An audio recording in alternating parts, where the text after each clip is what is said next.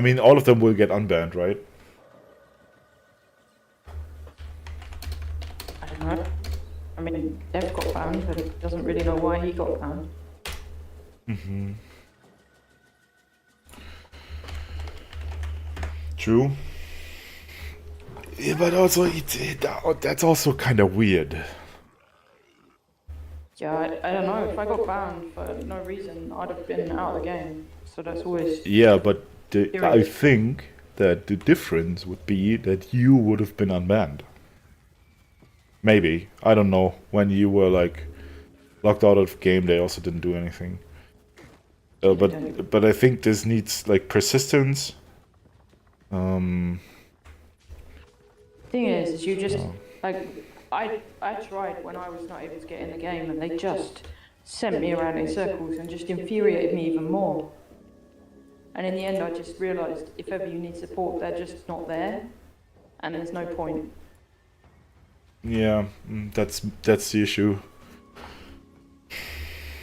They also just did something because the Korean player base went wild, and also because of YouTubers did mention it, right? They also only did ever something like with the shadow nerfs. They would have never reverted those if there wasn't such a huge outroar about it. Yeah, I reckon like with all these bans, there should be like player compensation for the inconvenience of it all. It's just like, if you really, really fuck up, then go give everyone 1,000 essence stones for saying, we're sorry, we fucked up here. Not just everyone's elated because they get their accounts back, because they still have to go through the stress of trying to do that and get it back, but yeah, they don't care.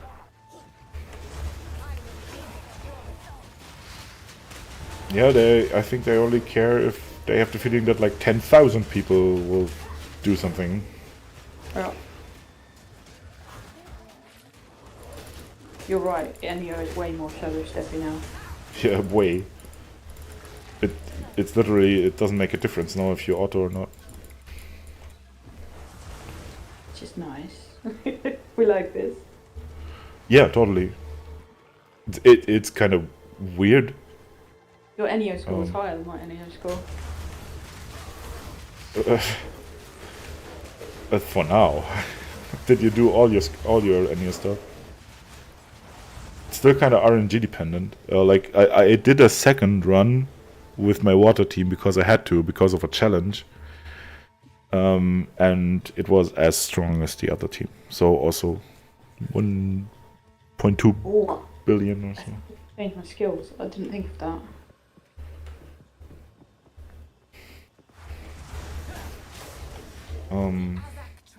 Yeah, I was just using my Guild Boss deck. Yeah, I swapped out Mei Lin for Char. I was like, yeah, maybe I'll get more damage. But now I'm trying it with Mei Lin and seeing what I get. Yeah, I think that should be higher. Although I've never really... My char went from A3 to A5 within one day. Nice. Yeah. It was like, it was the day where I did all my custom pulls, and then I basically got 2 chars. And it was the day I pulled Thomas and Andre, which was, yeah. Like I got her A5 the day she got power crept and abandoned. Yeah. I think my char's A6 now. I mean, she is still fine. Maybe for Guild Boss she's even better than Min, but because Min really sucks in Guild Boss. And Enyo. Yeah. So did I take Min out of my team? I think I did. yeah, makes total sense. Dev also did that, and it just makes a lot of sense. Because the main thing that oh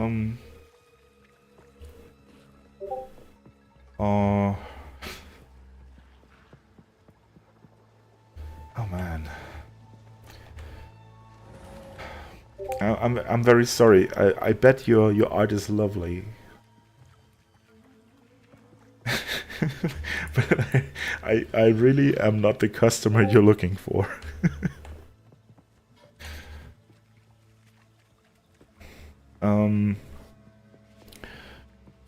Where was I?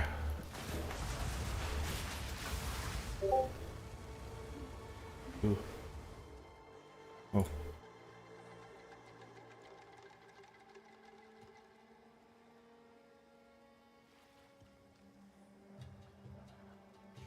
Ah, okay. It was Sando. Matando wants to play alone. Oh. Yeah. He wants to enjoy the difficulty on his own. He said. He said he will join me in endgame, which is fine, I guess. I still think it's smarter to play multiplayer at the beginning because it's. To me, it was annoying. You can enjoy the challenge, but like to fight a boss 5 times is not very fun to me. And it's way harder if you play with multiplayer. The boss is way harder. It has more life, more damage and stuff.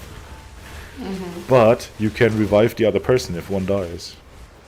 And that's its own challenge. To be fair, I had a lot of fun playing with Cracker the other day. So yeah, so I will just play it with Cracker, I guess. And Alex. Oh, plays nice. Yeah, it took us quite a while to beat one boss, but when we made it, yeah, it was awesome.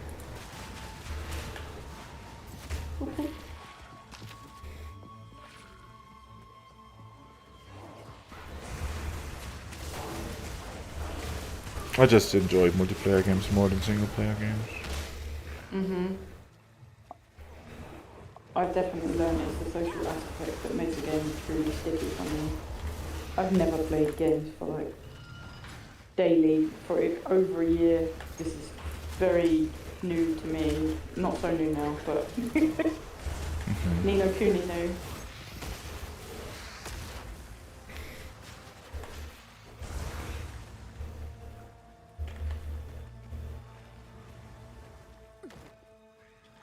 But I still find it baffling to be tethered to a game every day.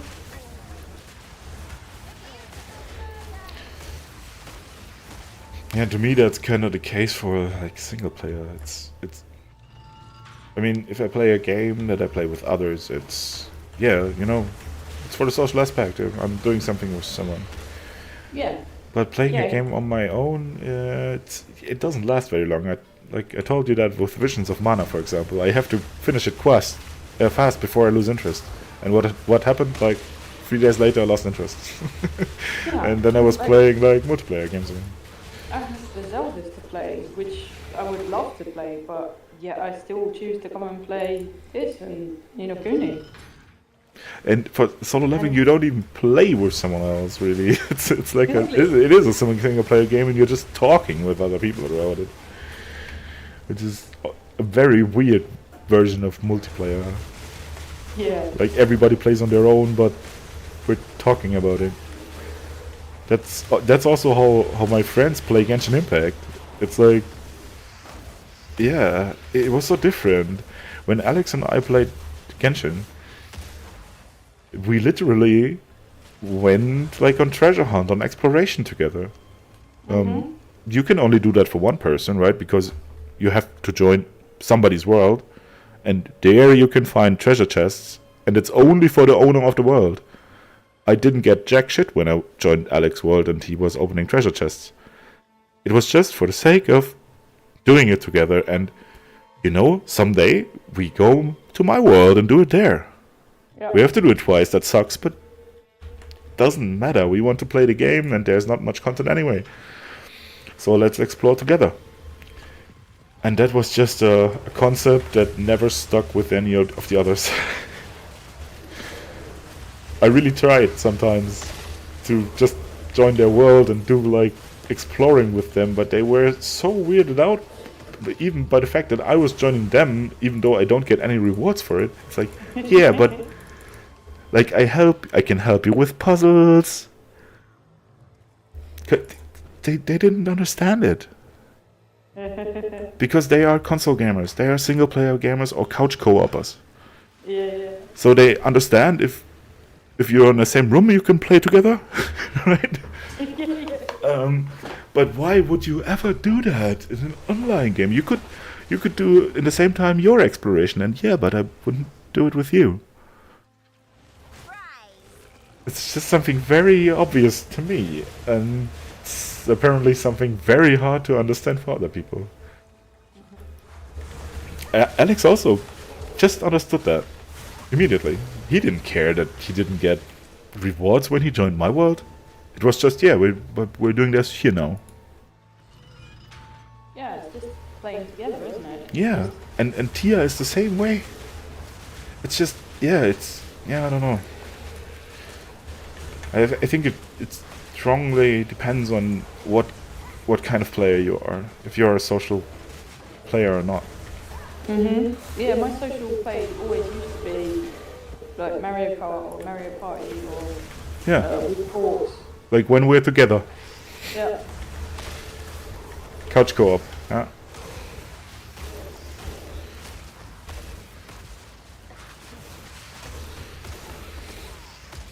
Yeah, just that notion is wild to me. So even the questions are, why are you doing this? Like, yeah, why? Because, and we can help each other. In Genshin, sometimes that helps. There are like quests where you have to collect stuff, for example, in a certain time. It's so much easier if you do that with more than one person, because everyone can collect those. So many things are so much easier, and it's not that they're very interesting to do. So it's not that you're like depriving yourself of a challenge. It's more like, yeah, we're just faster in doing those things that need to be done, and nobody wants to do anyway. But this way we can talk, we can play together, and do this on the side.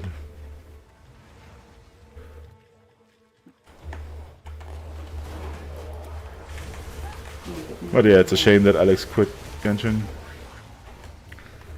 Would have been so fun to play with him. But I also understand why he did it.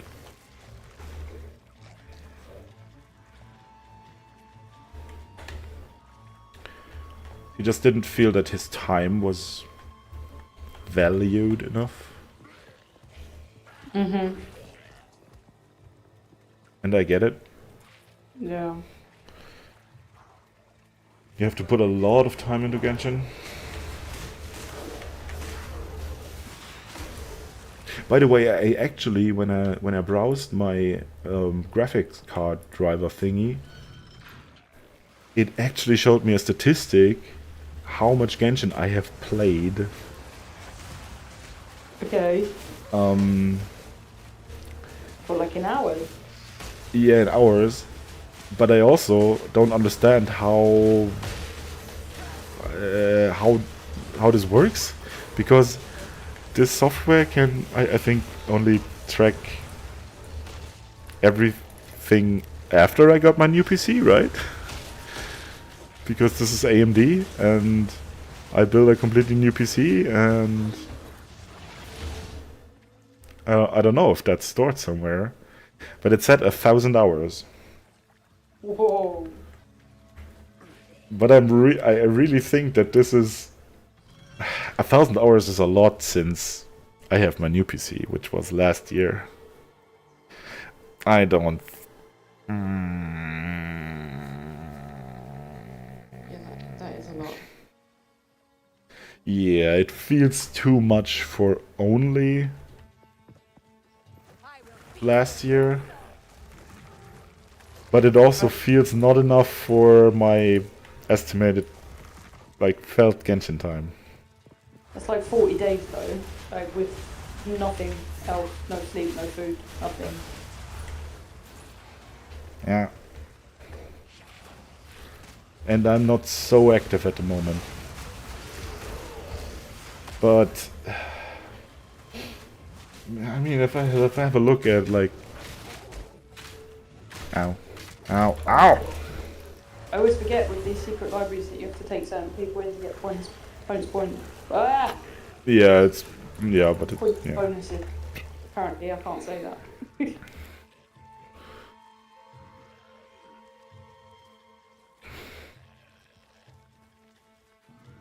I mean, I have even played 260 hours of Pal World, and that was maybe a month. I have 1,700 hours of Rocket League. I think I might have had like a really quick go at Rocket League, but I think I'd enjoy it. The Rocket League is such an awesome game. That's the first car game I like. Well, that's not true. I like rock and roll racing. Football, so I'm like, Yeah, it's it's cars and football, yeah. which are both not my favorite. Like, although I enjoy a match of FIFA, I would say. I own FIFA.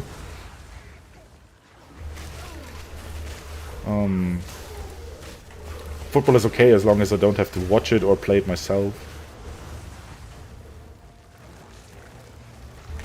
Yeah, playing FIFA is slightly different to playing actual football.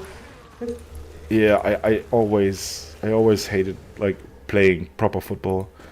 The only thing I can cope with is being a goalie or a defender, but I just dislike ball handling and like, yeah, I don't know. I'm a basketball person.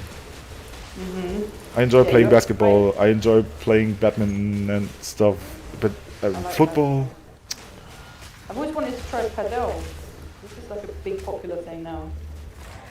What? I've always wanted to try padel, which is like a bit like badminton, but with a wooden bat.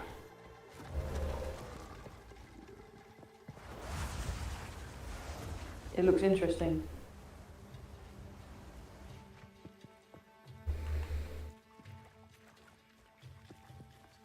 Or is it like tennis with a wooden bat? Now I'm questioning myself. Okay. I actually like speedminton.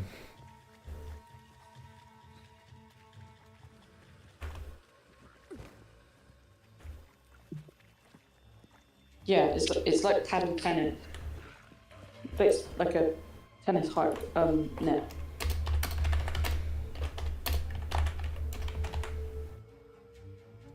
What?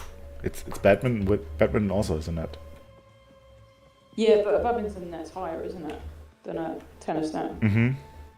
I really Oh. like it. I've not played badminton in a long time. Oof. Okay. Yeah, you're right. Well, that's. Oof. That's very low. A tennis net is very low.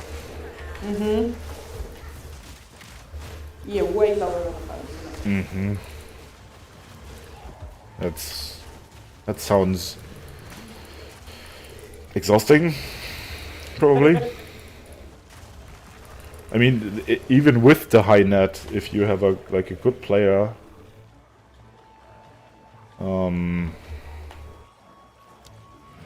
with all the fake outs, right? You have to react fast anyway, but the low net prevents them from just basically smashing from everywhere. Yeah, the speed of a tennis ball gets crazy. Like some tennis players serve at like 140 mile an hour.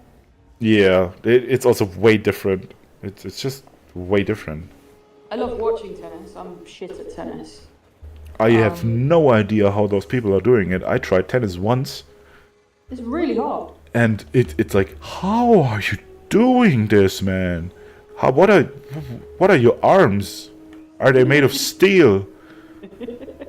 You have to have so much power hitting those balls that they actually like maintain speed, and I literally didn't get it. I also really like squash. Squash is a lot of fun. Oh yeah, I've never played it, but I've always seen it and kind of was intrigued. That's a sweaty game.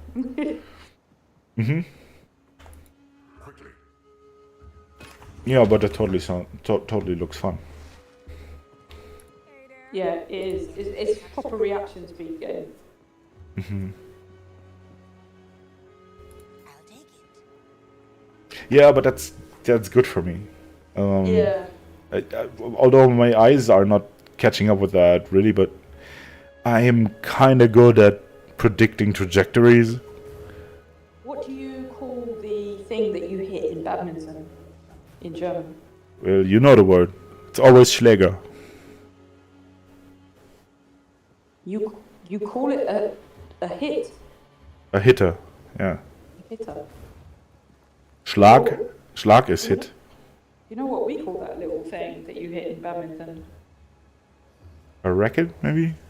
The little thing. Oh, yeah, the little thing you hit, not the racket. Oh, the little thing is ball. Ball? Yeah, it's a Take a Federball. A federball. Oh, yeah. You call badminton federball, don't you? Somewhat. Badminton is different than Federball. Federball is without a net and usually played outside. It's more like the game that you play as a kid or with your kids. Okay. Badminton is the kind of the sport where you have a net and rules and stuff. Federball is just hitting that ball back and forth, really. So, that little thing you hit in English is called a shuttlecock. Okay. Yeah, it's quite Well, that's definitely a name. It is definitely a name.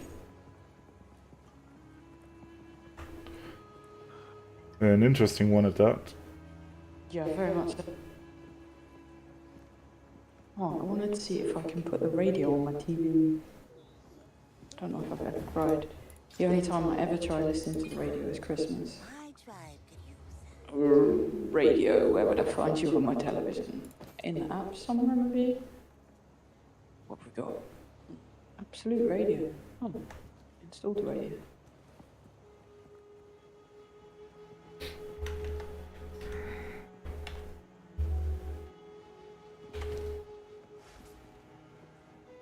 Oh, the Kaiser Chiefs. I love the Kaiser Chiefs. Every day I love you less and less. Did I mute you? I don't think I did. I think. No, I'm just not talking. No, I'm trying to figure out why I can't hear the radio I should be able to hear. Why are you not playing? Or am I a Twitch affiliate now? It's so lovely. The Kingdom people actually pushed me to 48 followers now. There's only 2 to go. Yeah, I saw. I was like, yay! Oh, Absolute Radio Christmas Party. Why? Why will you not let me listen to it? This is weird. The app's useless then. Search.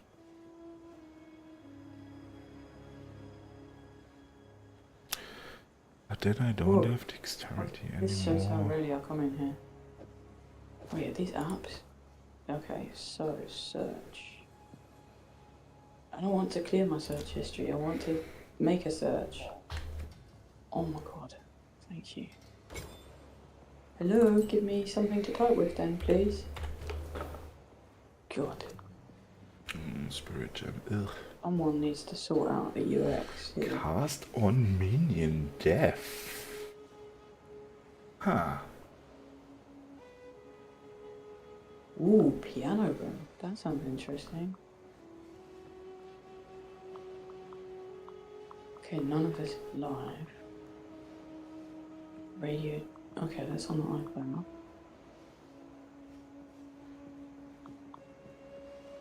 TV, raspberry. Oh, but it's served 60% spirit. That's not ideal. Meta.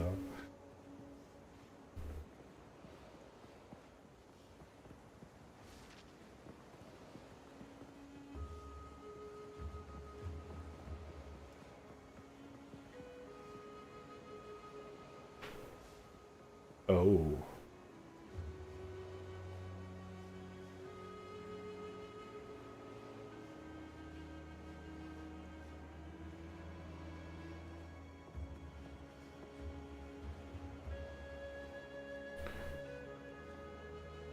Oh, let's put the TV back on before I forget. It's been known to happen.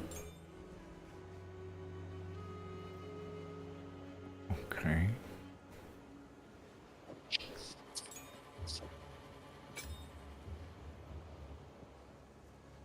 Yay. UCI player. We have radio here. Channels, categories.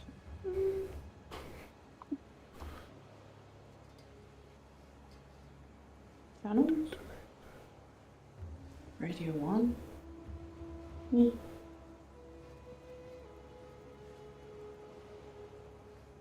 You don't let me listen to Radio 1 live?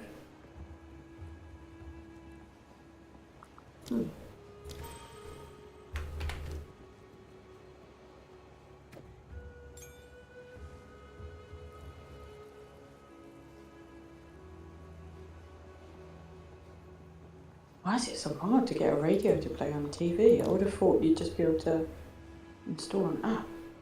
Ooh, maybe it's because normal people watch TV through an aerial and they have all the radio channels through that. Oh, this is where I'm going wrong. I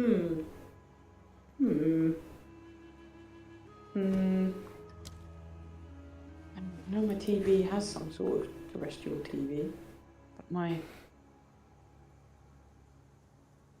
aerial isn't plugged in, so I don't know how that works. Probably not at all. Yeah. Okay.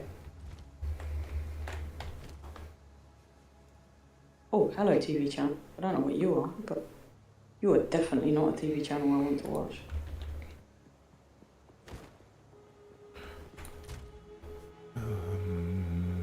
Okay. This probably... Ugh, I don't want to watch some right-wing white people talking about new shit. No, let's get out there. Out. New Out. shit. Yeah.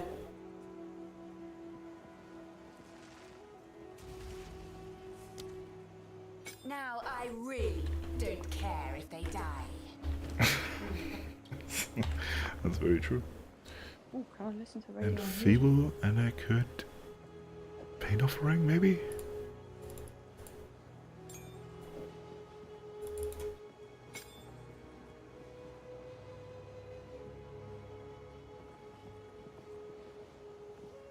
Yeah, this takes a lot. Can I put this in instead?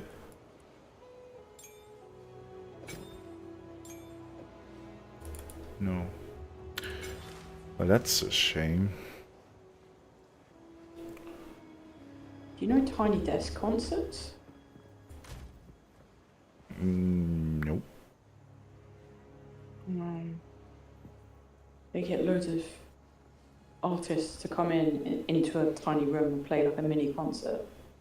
I was watching Billie Eilish's Tiny Desk concert earlier, and I realised I really like Billie Eilish. Like, I really like her music a lot. Mm-hmm. Because every time I hear it, I'm like, Some of it I'm not so keen on, but there's one specific song that I really like. Well, there are a few that I like quite a lot.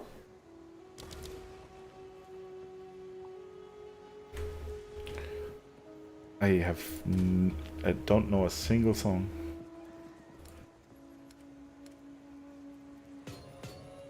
You probably know Bad Guy, which was released pandemic time, probably. Maybe, not by the name.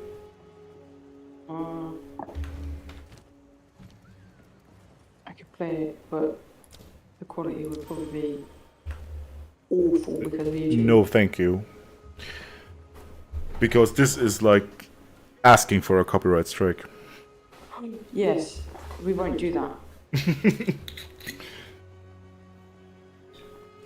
And that would be fair. So yeah, we don't do that. Yes. And while I'm not earning money or anything with this ever, but I've been copyright struck before. Oh yeah. And yes, You rebel. and if that persists, Oh yeah. like if you get 3 in I don't know 6 months, your account is deleted. Deleted. Yeah. Wow. Oh. I was actually testing my luck a lot because the thing where I got the copyright strike for was it wasn't very nice what I did, but I really wanted to have the Octopath Traveler soundtrack on YouTube because I wanted to listen to it. That's why I recorded like the background music in the game and put that on with a like awesome wallpaper and yeah. But interestingly, if you'd have just streamed you playing Octopath Traveler, then you wouldn't have got struck. Probably not. That's funny, isn't it? I'm not sure though. Like Square Enix is really bitchy about this. Because they are trying to sell their soundtrack. The soundtrack, it in itself, the extended soundtrack is $100, so Woo. it's a pretty good soundtrack though. But now it's on Spotify, so meh. $100 though. Yeah, I think you had to buy like the collector's edition. You also got the game with that, but you only Okay. got the extended soundtrack for the super duper collector's edition. Yeah, that's way more fair with the game. Mm-hmm. Like I bought collector's vinyl, and I'm just like $100. Like I haven't paid that for all. I have for box sets, but not for one soundtrack.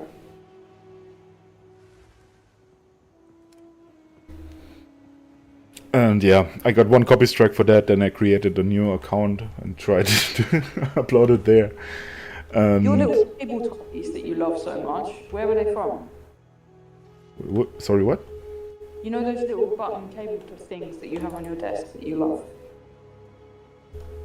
Yeah, you mean those magnet cable holder things? Yeah, where did you buy them? Amazon. Do you know if that by a specific brand? Yeah, I bought the only ones I found.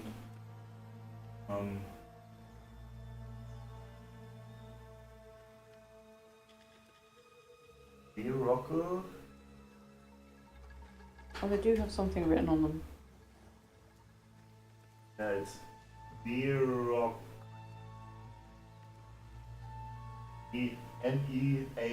Nearockle. Nea Rockle. Okay, yeah.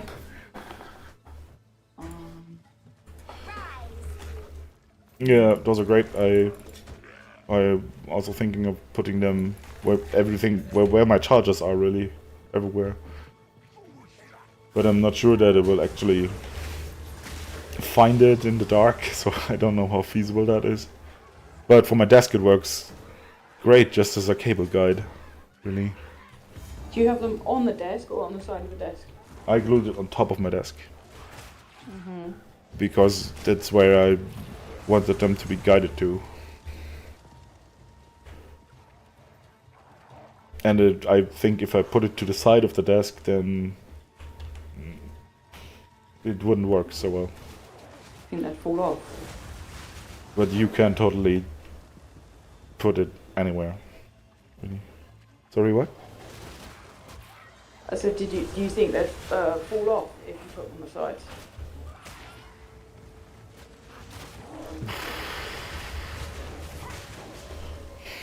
I still have some left over here somewhere.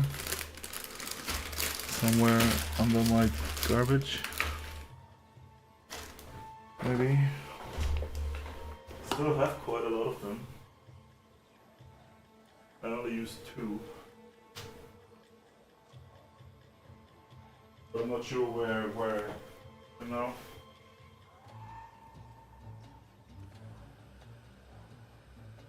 Oh, there they are.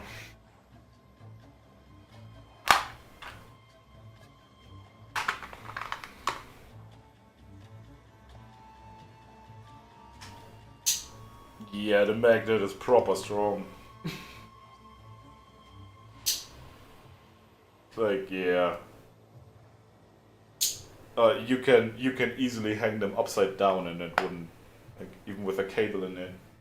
Yeah, it was more the sticky on the table that I was worried about. I think like it will hold the cable. I was just worried that the cable might pull it off of the desk. I really don't like the idea of sticking shit to my desk particularly. Well, if you put it on the metal, it doesn't matter. Oh yeah, I didn't think of the fact I could put it on the metal. That's a good idea.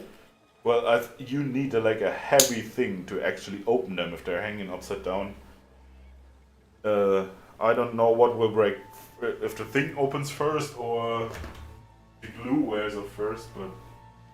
Yeah, I reckon it's the glue. I don't think so. I think it will open before the glue will be too weak.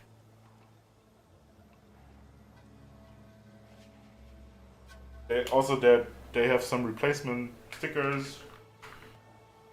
They come in a box of 2468. Yeah, I found your ones.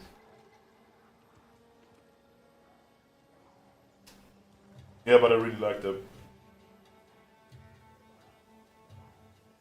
Oh, they rotate as well. I just don't need them so much, really. Yeah.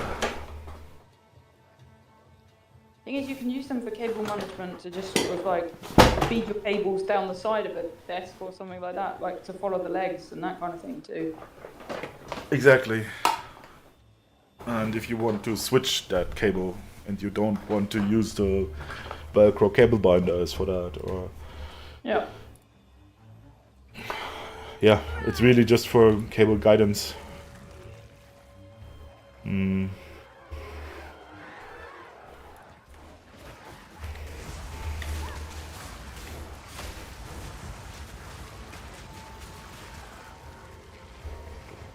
Oh, I solved my issue of my USB hub, like hanging off the edge of my Mac. Just randomly dangling in the air. I bought an extension cable that was like a L bracket kind of thing. So you put the L bracket into the side of the Mac, like where the USB goes in, and then it feeds down with a cable, and then it provides an extension for the hub. Okay, I can't really imagine it. Imagine like a USB port that's like a right angle. So like there's the USB port and then there's a bit that comes off of it that goes down. Mm-hmm. Okay, yeah. And there's a cable, so it feeds your cable down instead of straight out. Okay, so it's just an L plug on the... Yeah, with a bit of cable to it, and then at the end of it there's the female port for the plug from my actual USB hub. So that means that I can just hide my hub underneath my Mac with everything else. Okay. Mm-hmm. Multiple sins under there.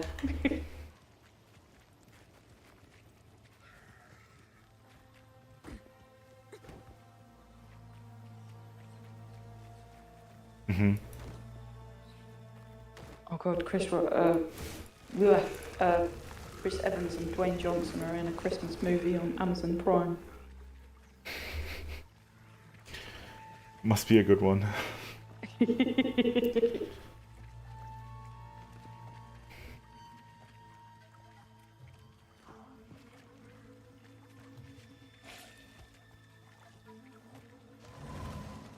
Because everything that features The Rock is great.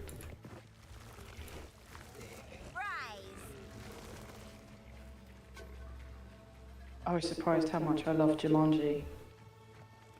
I haven't watched Jumanji. Well, not the new one. I watched the old Jumanji with Robin Williams. See, forever I refused to watch the new one because I loved the old one because of Robin Williams. Yeah. But oh my god, he and Jack Black are amazing. Mm-hmm. I'm amazed you haven't watched it because Jack Black's in it. Yeah.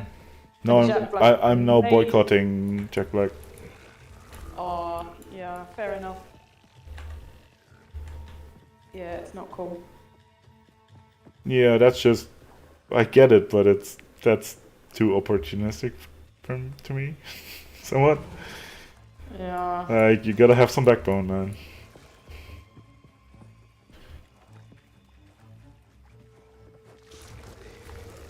Yeah, for sure. Even if that means that your Hollywood friends don't like you as much anymore. Yep, I agree.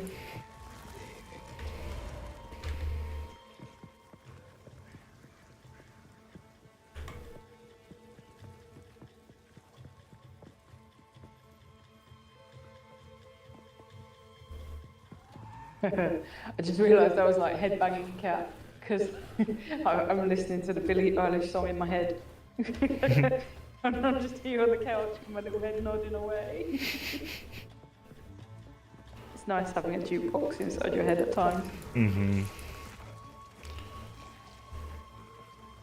To me, that happened before when my dad had told me that one of the few movies he really enjoyed watching in the cinema was Blues Brothers.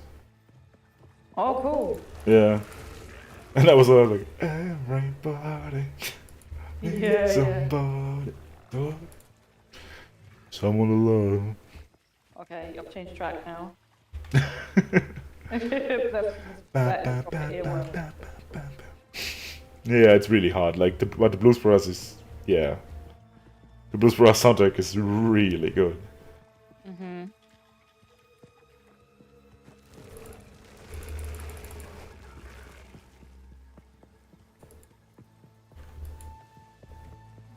Yeah, we were just talking about why music is shit nowadays and why it's somewhat more distinctive, or it was more distinctive.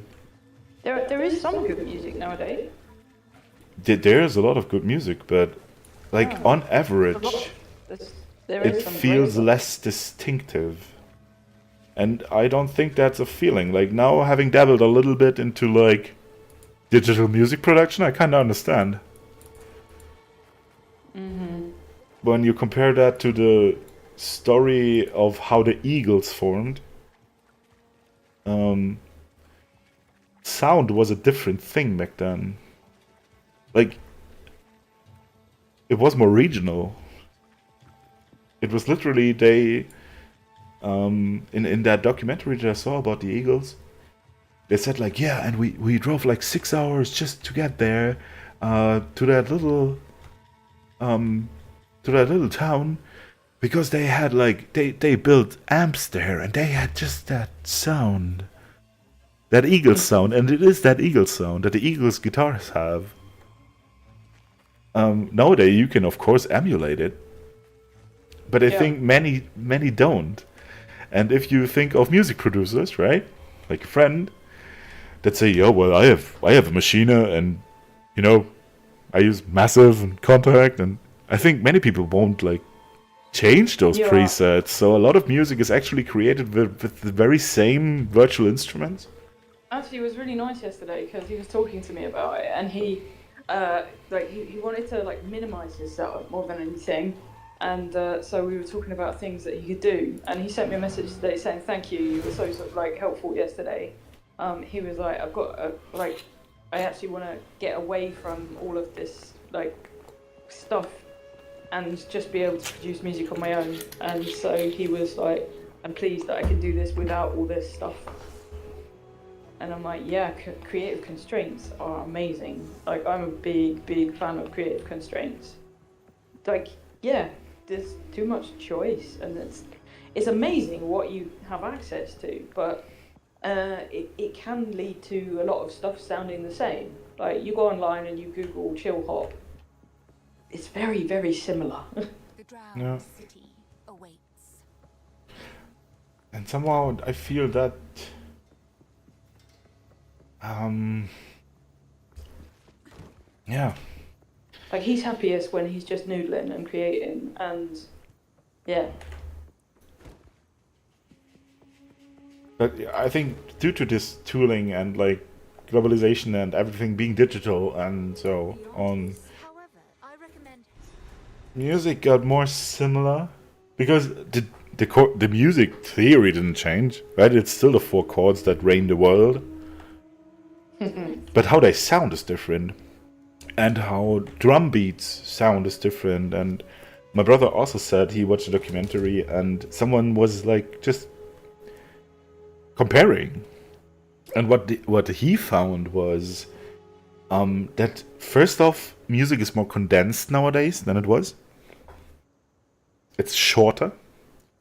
It has more in it.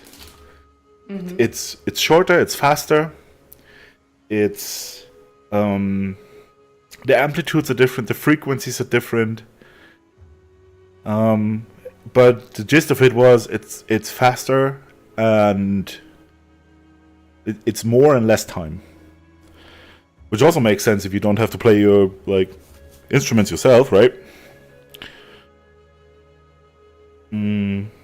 It's pretty easy to play fast. It's nice that Dragon Force don't have to play their solos on their own. And then when they finally go live on a concert, they say, yeah, well, but we cannot play Through Fire and the Flames because nobody of us can actually play the solo. Yeah, well. I mean, I really liked it the other day. I was watching a breakdown of the Billie Eilish song that I really like, and she and her brother Phineas like create all their tracks, bit like together, and they were picking it apart, literally going through like pre-chorus, chorus, verse, like all this stuff, and breaking down the lyrics and like sharing little bits of the track and instruments and things.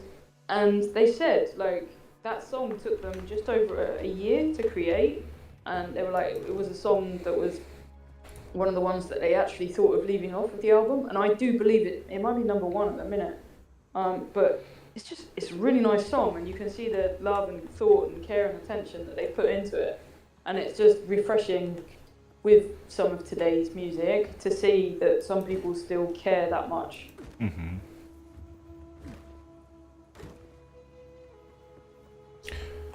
But that not always equates to something that's interesting, right? Just because it means a lot to you doesn't mean it's a good sounding song, unfortunately. So I think there's a lot of like music that has a lot of meaning, but it just doesn't live up to like the quality of general mainstream music, and that's why it's not popular. I mean, it totally wouldn't be to your taste, I wouldn't imagine, but I don't think you couldn't say it's a great song. It's a really, really great song.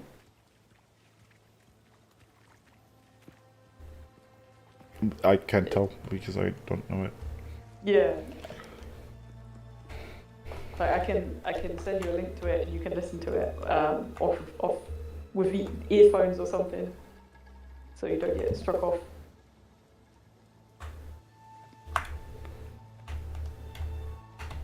Mm-hmm.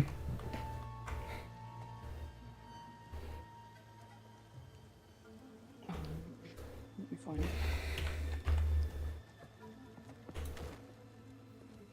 And it's rare I listen to lyrics, and in this song I actually did.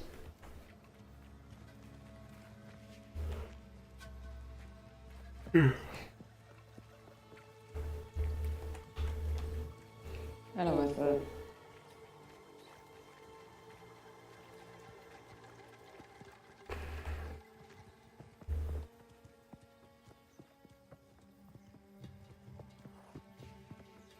Where you want me to send it to you? Discord is fine. I'll DM you it on Discord.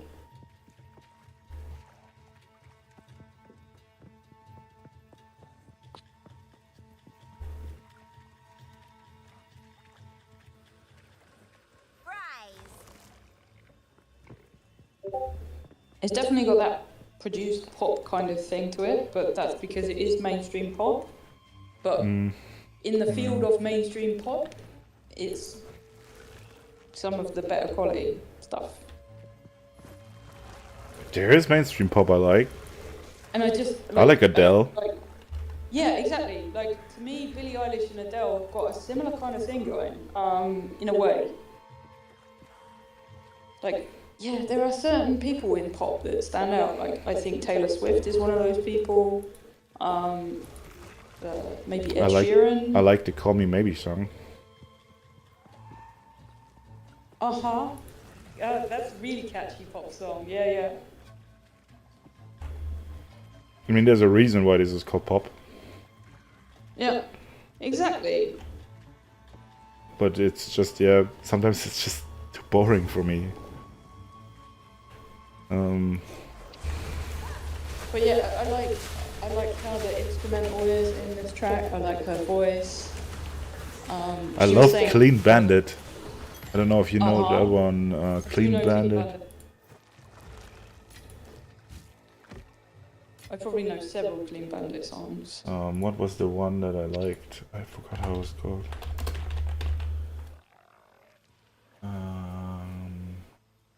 Rather Be. Yeah, that's the one I thought you were talking about. Yeah, see, like, some mainstream pop's great because it's just got that sticky, catchy kind of earwormness to it. Yeah, and it also has a violin, which like immediately convinces me because I really like violins. Yeah. That is, yeah, it's a good tune.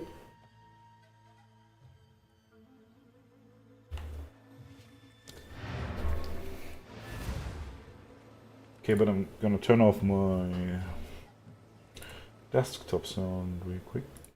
And also my microphone probably.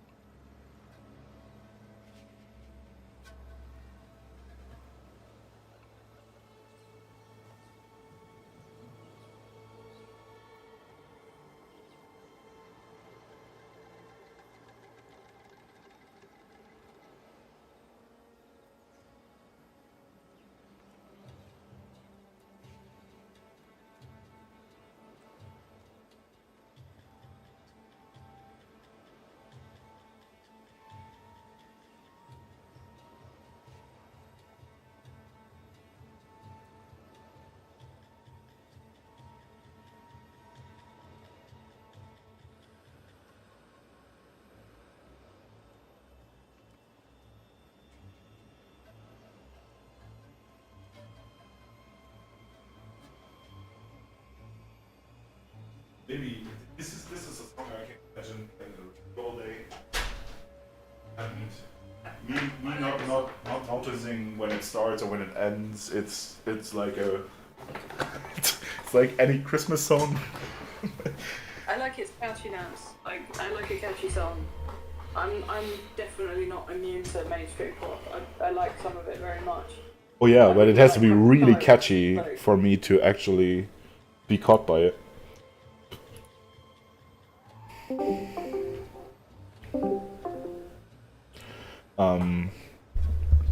Like Clean Bandit does, right? With Rather Be. This is very intense, right? Like, And you know Chandelier by Sia? yes, Yeah. Do you like that? I prefer it to be sung by the sad clown, but yeah. I forgot how he's called. Puddles or something? I don't know. Uh-huh. It's an opera singer that basically always just sings dressed as a clown with a tear on his face. Yeah. I'm a bit terrified of clowns. Yeah, that's what he's going for. Yeah.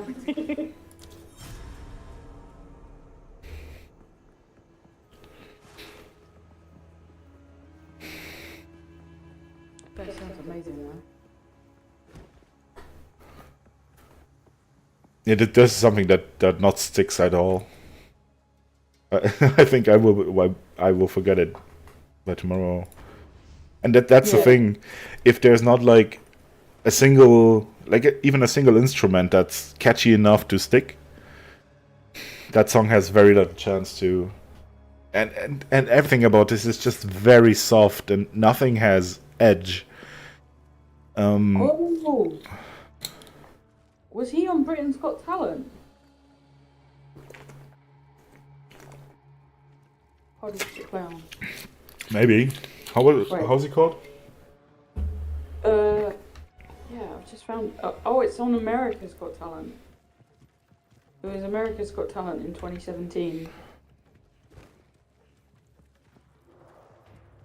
I had to listen to it very quietly.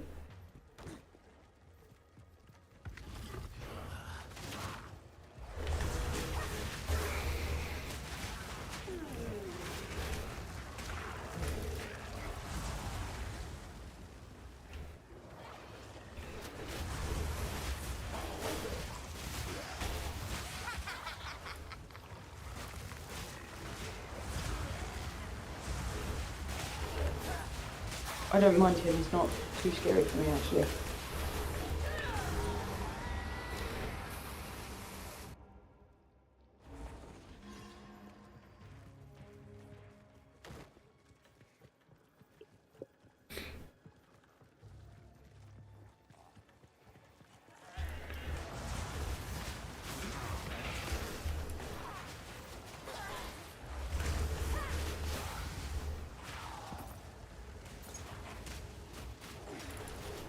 Oh yeah, he's great.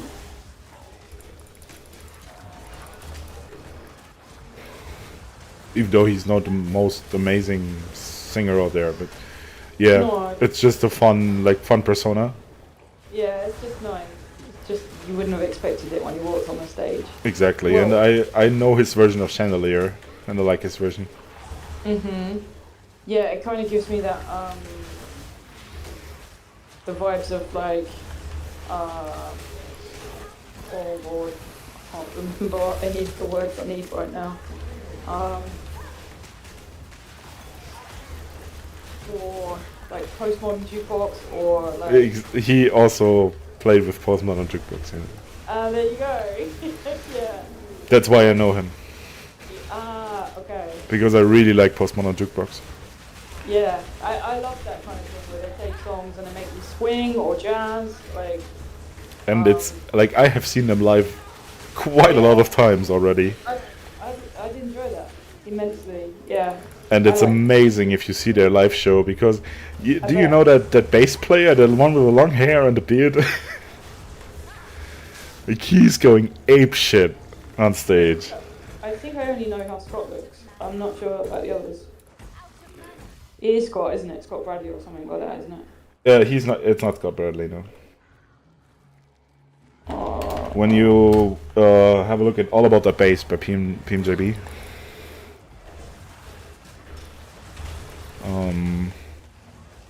he will be the one on the bass. And like it happened more than once that he will end up on the stage without a shirt on because he just ripped it off. is his name Casey Abrams, the dude you were talking about? I think so, yeah.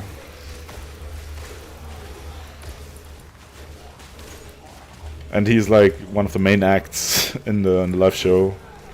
Oh, he plays the double bass. I'm a sucker for double bass.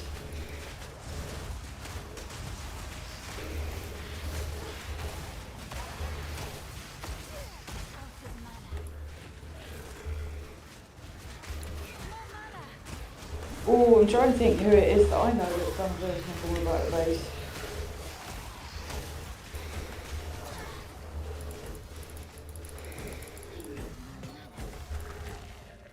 Yeah, I like that kind of stuff a lot.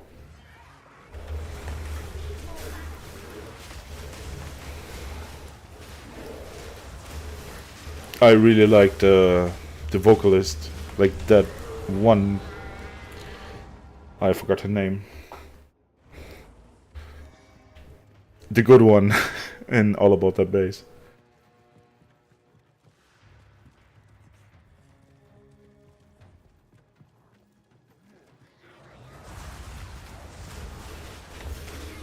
But she was just part of the European ensemble, really. So she was never on any concert that I watched. But I think I've watched Postman on Jukebox like 3 or 4 times now. Basically, almost every year that they were here, except for like Corona, right? But I've been there with Lars, I've been there with Easy, I've been there with Lars and Tia. Yeah. Yeah, that would be a cool live gig for sure.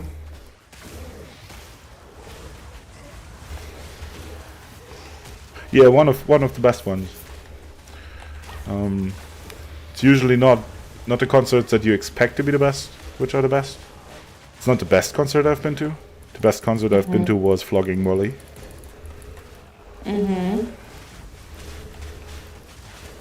But yeah, maybe it was also atmosphere, because it was like on a festival. It was raining cats and dogs, and I had a broken knee from the day before because someone jumped on me. A friend that I met there, and she was quite heavy, and I tried to catch her, and then my leg twisted in the wrong direction, 90 degrees. Oh shit. Yeah, that actually cost me a lot of problems in my life. That was where my Kreuzbandriss was from, and yeah. But like I was there on crutches. It was raining like hell. But the rain didn't touch the ground.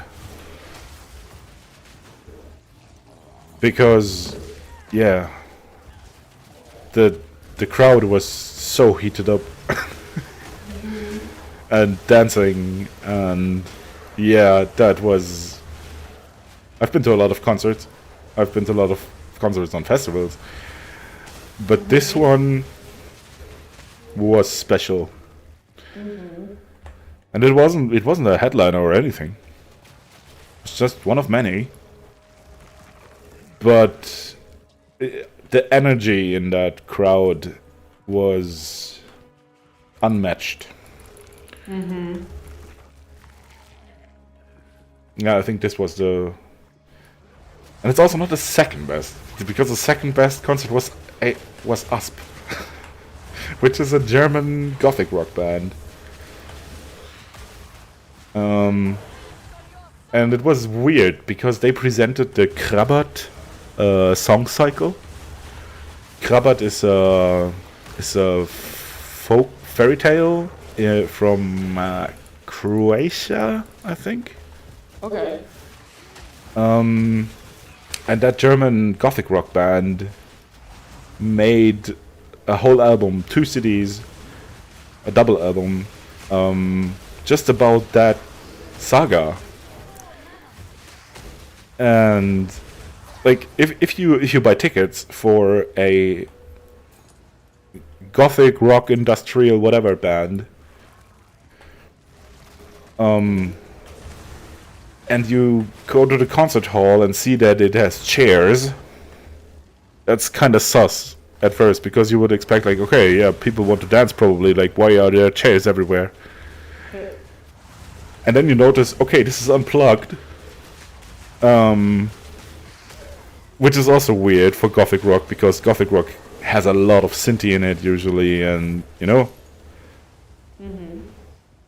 And this concert was fucking amazing. Like, yeah, everything made sense.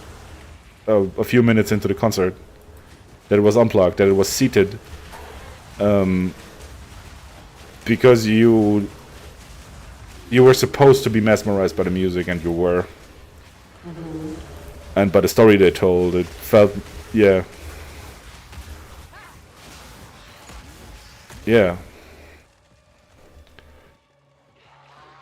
Hard to describe why this was so good. But I know that my brother has also seen it, and his wife. And they think the very same thing. It was just special.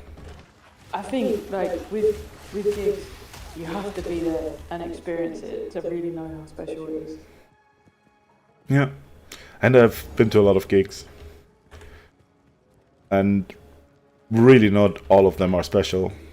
There are very few ones that are truly special. And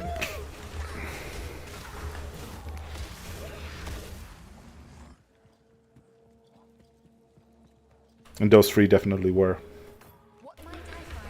Well, I don't know for Postmodern Jukebox, because like every of their concerts is like that. It's just you notice how much fun they just have the best time on stage.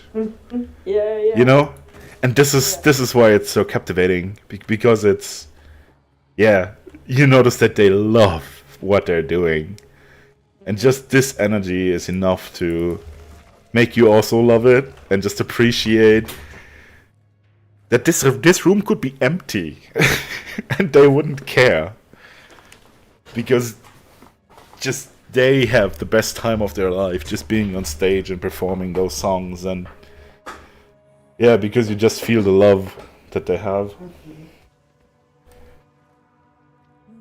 That's why I think that every Postmodern Jukebox concert I watched was special.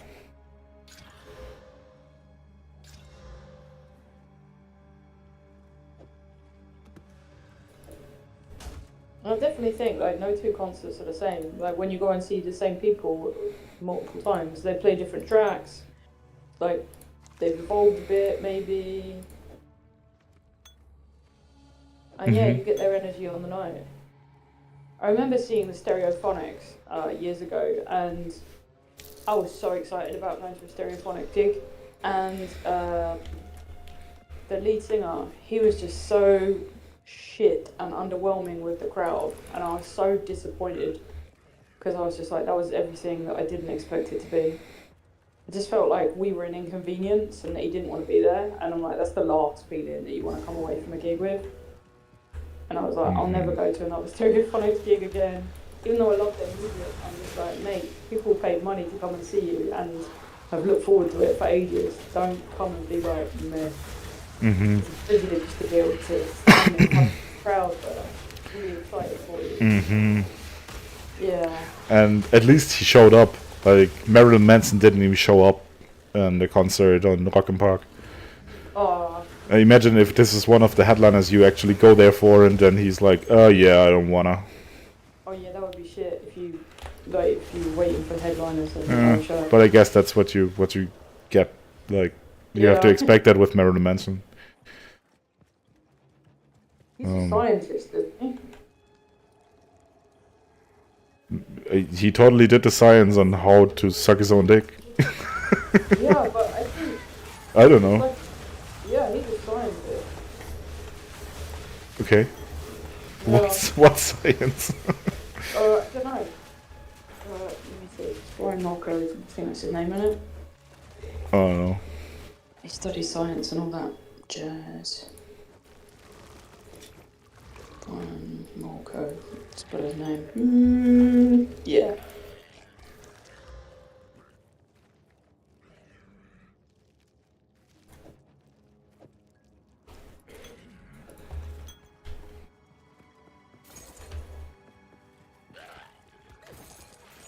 Oh no, it's not Brian Marco.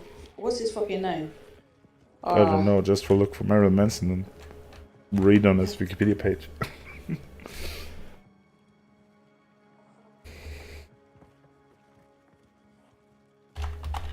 Oh, now I'm like, maybe I'm very wrong and I got him mixed up with Brian Marco.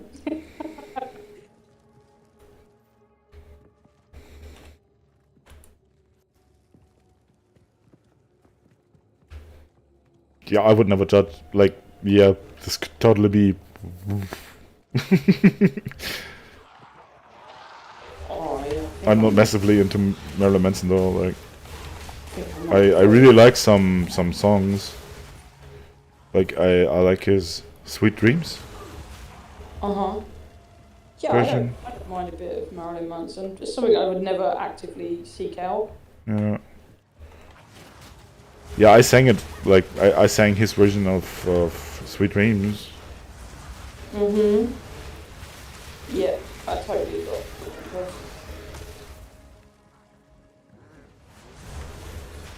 Well done, Brain. I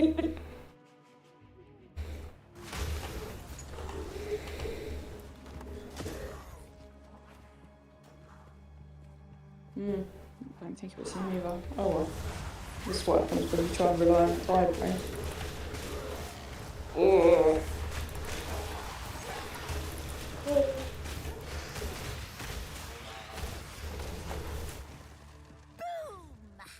Right, need to pee again. I'll be back.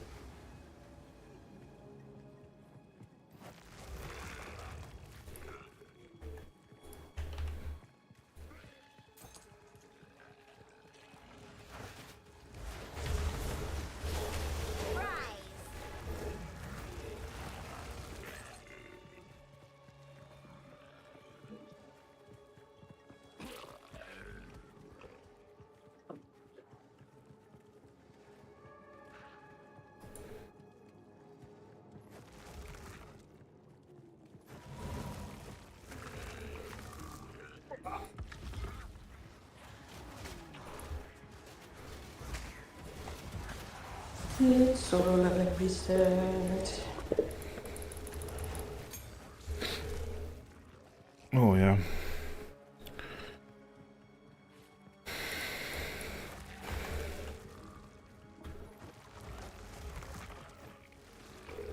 I can uninstall Solar Thing now, right?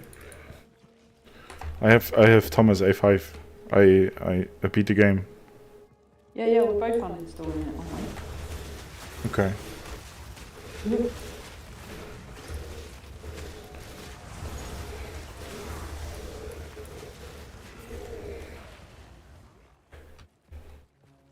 Oh, let me press it. Thank you.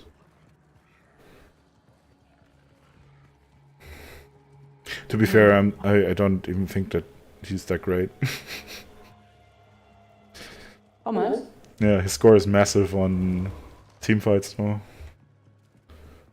Like any on Guild Boss probably. I haven't tried Guild Boss yet. But I think he will be quite good. Did you get him A5? Yes. My brain seems to have forgotten the fact. No. I don't think that I told you actually. Yeah. I know that it happened on it didn't even happen on stream. It was, I think, yesterday night when I didn't sleep. Oh, nice. And I know that I was streaming Path of Exile, and the only person I told was Dev because he was there at 4 a.m. when he just left for university. And I was still streaming. And that's when I pulled and got him, actually. It wasn't at 66, it was at 71. Pity.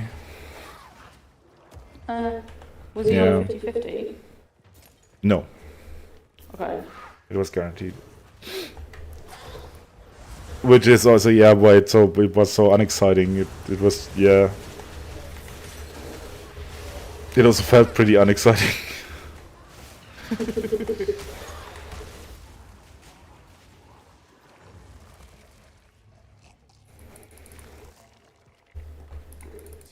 much clutter.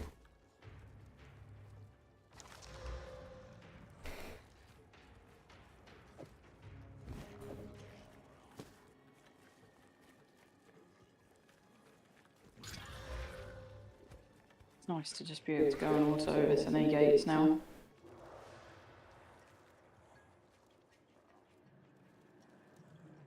Okay.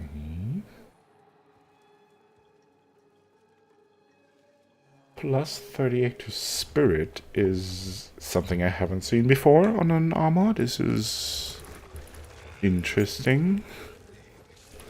Interesting. Yeah, it's, oh man. I'm just not well informed about Path of Exile at the moment. Usually I have like tools for everything and I know exactly which kind of stats can roll on which kind of equipment. Now I'm just playing the game and like surprised by everything. I saw there's a new Hitman coming out and Jean-Claude Van Damme is a character in it. Lol. I know, I was like, oh, okay.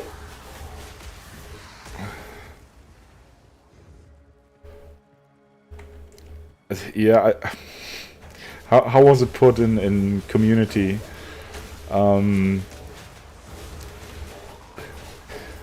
It was Abed who was talking about whether oh man, names. It's fine, I can't find names today either, at all.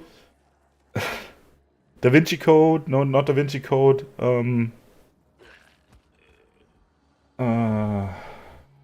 Ghost Rider. I think not. Who was that guy?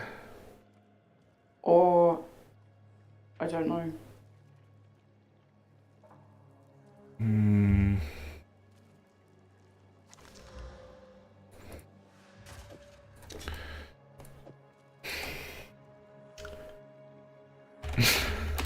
And the last movie I watched had him in it. Nicolas Cage. Uh-huh. And he like in that series community, that one figure which is super obsessed with movies was contemplating whether Nicolas Cage is a good or bad actor and going crazy over it. And he said like, but what is Nicolas? Like, is he good or bad? There are different kind of things. Like, is he the good kind of bad, like Johnny Depp, or the bad kind of good, like Jean-Claude Van Damme? And that's always the thing that I have to think about when I'm hearing Jean-Claude Van Damme, because it was kind of like accurate. Like, I know I've watched many films with Jean-Claude Van Damme in, and if you asked me to name one of them, I couldn't think of one off the top of my head. Yeah, it's like that chubby fella The chubby fella. with the ponytail, the black one. Also one of those action heroes, and you always wonder like, why is he an action movie actor? So intrigued who you're talking about.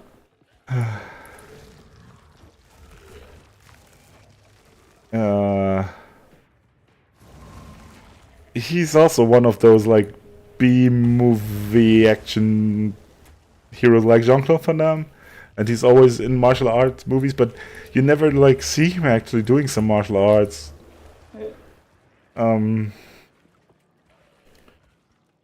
He's quite thick, and he has black hair, always bound to a ponytail. So intrigued who you're talking about. I used to love like martial art films when I was a kid. That's why I like Bruce Lee and I love Enter the Dragon. I also cannot name a single movie with him. I think Jean-Claude Van Damme, I might have watched him in Kickboxer. I think he was in those films.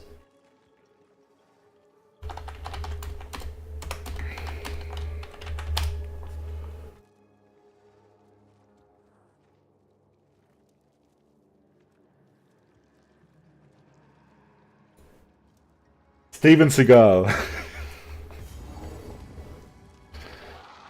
Okay. Yes. Okay. Yeah. Same league for me. I don't think you described him as chubby.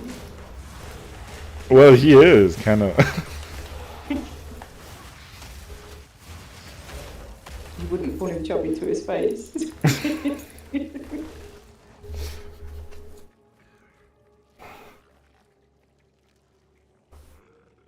Yeah, but he always looked like, yeah, like he's too chubby to do martial arts. I don't know. And that's why he never did it. That's what I thought.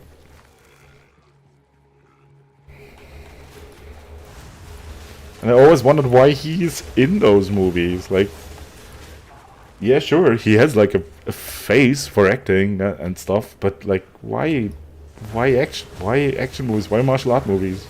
Just be a proper actor. Because you're obviously not good at the martial arts stuff. I've never seen him even do a kick that could be called a kick. Like, yeah.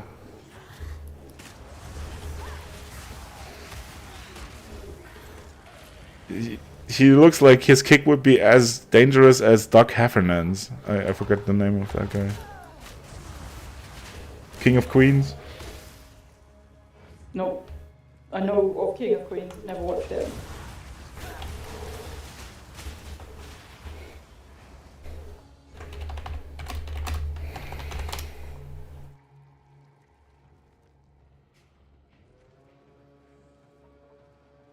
Who is it? I forgot the name. Kevin James. Doesn't ring a bell. It's also the person I have to think about when Crocker talks about his job. Sorry, because he played like a mall cop.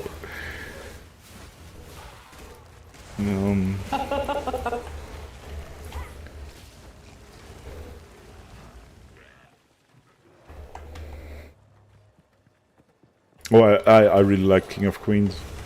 I'm not sure if I would like it today, but probably hasn't aged well. But I liked it as a kid. Yeah, there's some stuff that ages well, and there's other stuff that is better left in the past. Yeah. I wouldn't say that Scrubs aged well, for example. Unfortunately, because some parts of Scrubs are still amazing and I love it. I love Dr. Cox.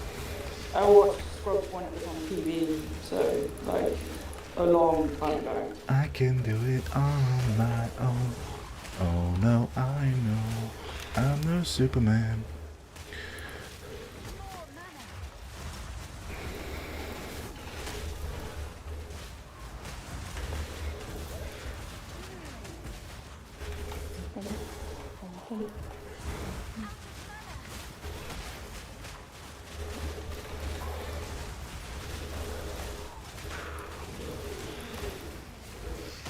Yeah, but I still love it. I still love like Dr. Cox rants. They're so funny.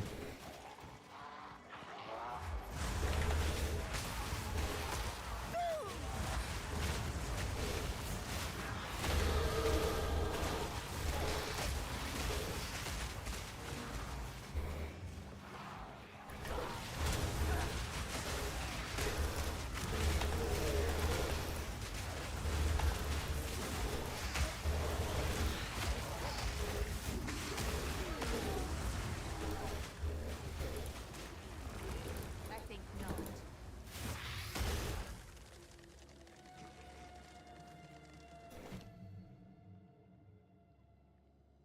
Six down, 4 to go.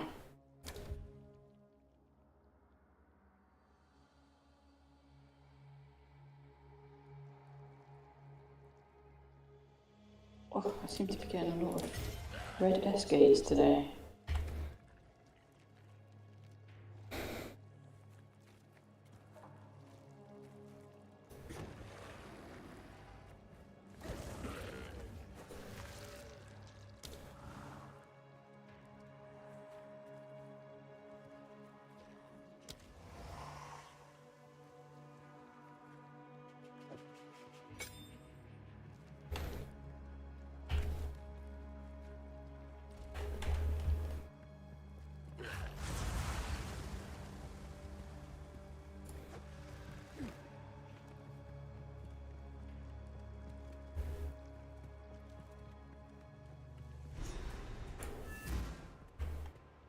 Have you found it?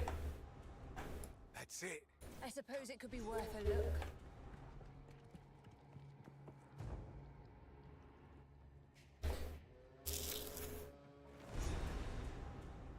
Seems this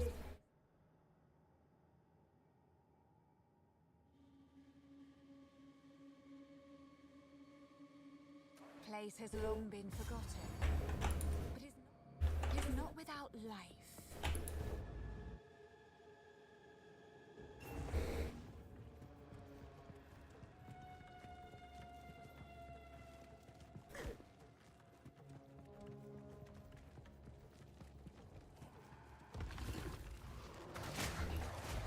Oh, alright, you ready?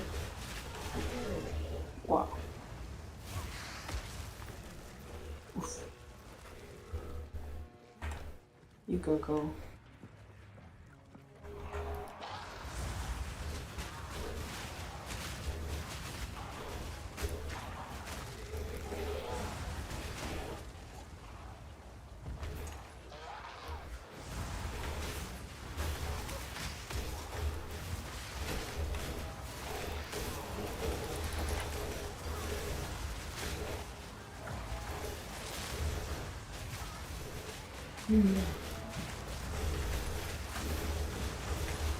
I was enjoying Severance just as much the second time round.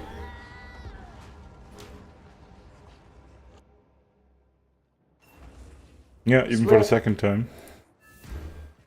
Yeah, I'm rewatching the first series because it was maybe very early this year that I watched it, or the end of last year. I don't remember.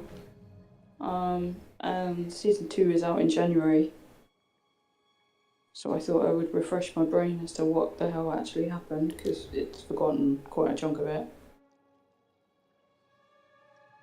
although little things come back, I'm like, oh yeah, this happens, and then oh, there's going to be this, and yeah, I have like a rough idea of what goes on. But it's kind of a blessing, not really remembering everything.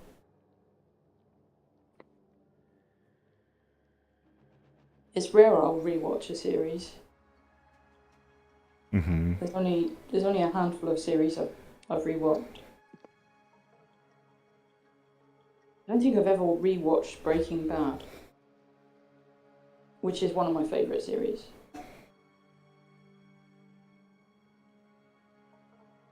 I haven't even watched all of it. I was very, very, very late to the party. I think I watched it about 10 years after it came out.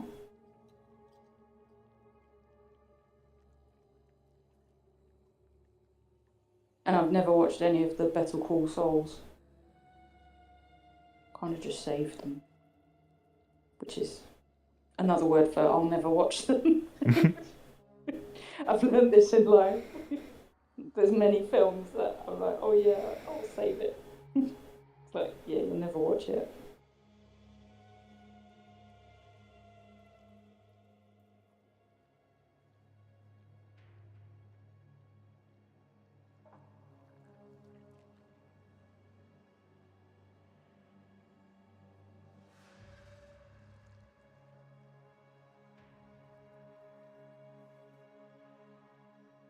I rewatched Killing Eve because Killing Eve is amazing, apart from the last episode,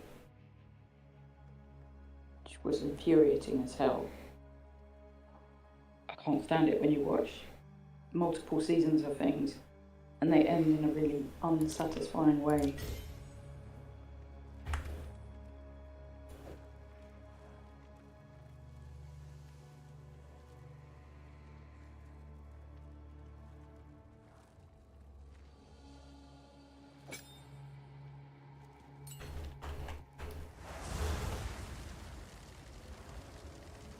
But yeah, like top of seasons that I've watched are probably not in order. Killing Eve, Money Heist, Breaking Bad. I really enjoyed Severance. I can't think of anything else off the top of my mind. Probably when I'm trying to sleep tonight, my brain will go, how did you forget this? Mm-hmm. How could you not have listed this? This is amazing. There will be always another day where you can list stuff. Yeah, exactly.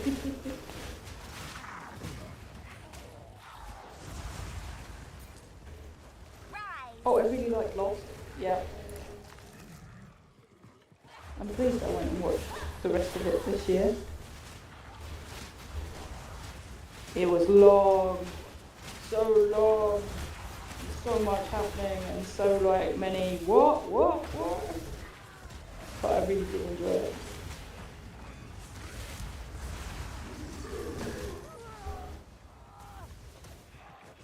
Something that I always wanted to watch and never got around to watching was Prison Break. Mm-hmm.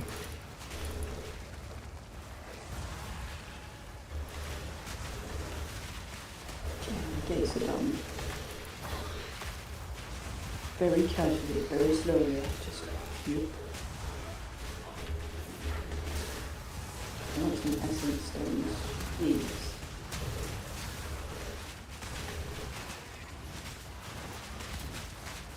Okay.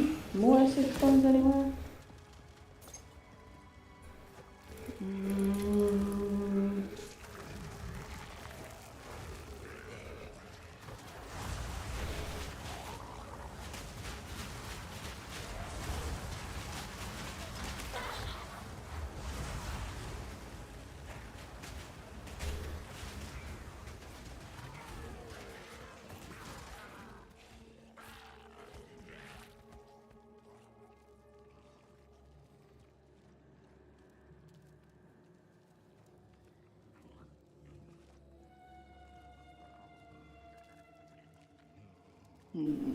Which hunter are you?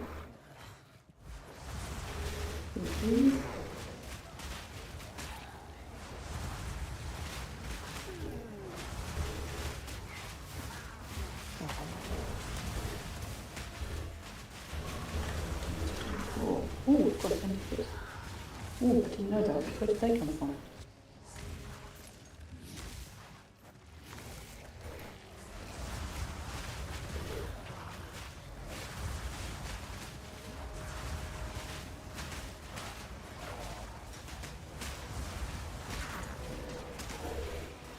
I need 78 essence stones to get another temple.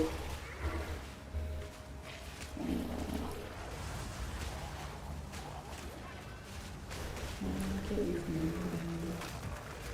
from shop? I don't know what we're doing. Storage.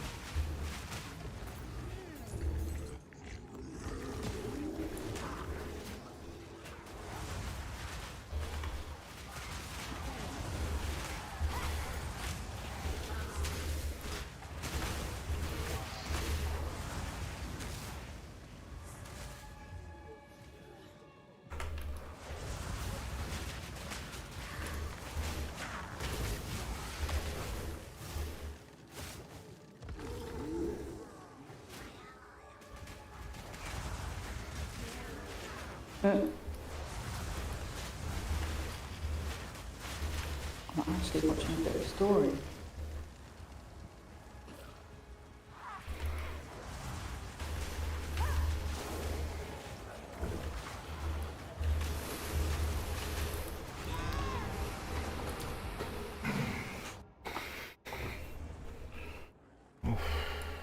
Why?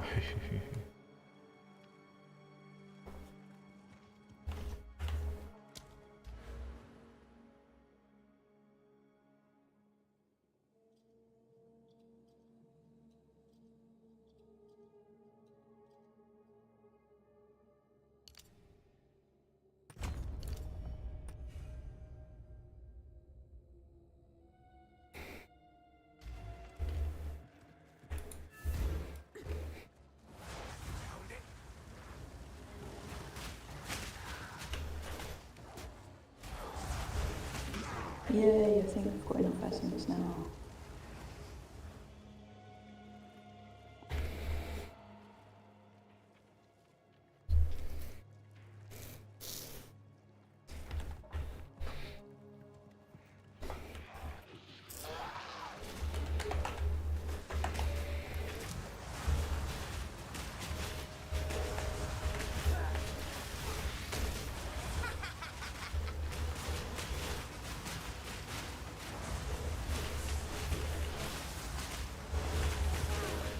Oh, back to 17 essence stones.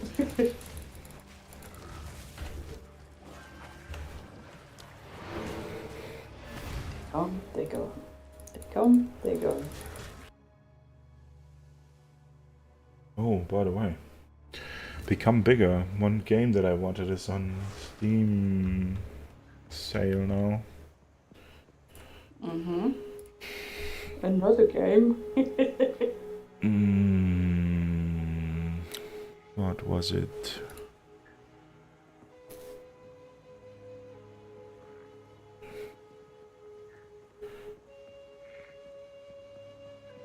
Katamari Damacy reroll for $5? Ah, Did you just hit purchase? yes. Yeah.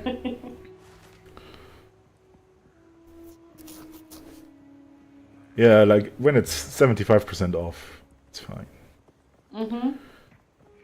Yeah, €5 is nothing. Yeah, that's it's just a fun game. It's basically you're a ball of dirt and you need to get bigger. You're both what? You're a ball of dirt and you need to get bigger. Okay. Simple concept.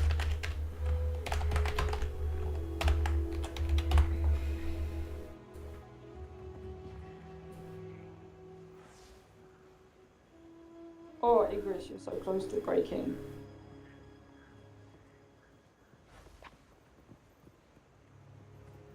Loved it. Motherfucker. Ah, you sneaky. Here you go.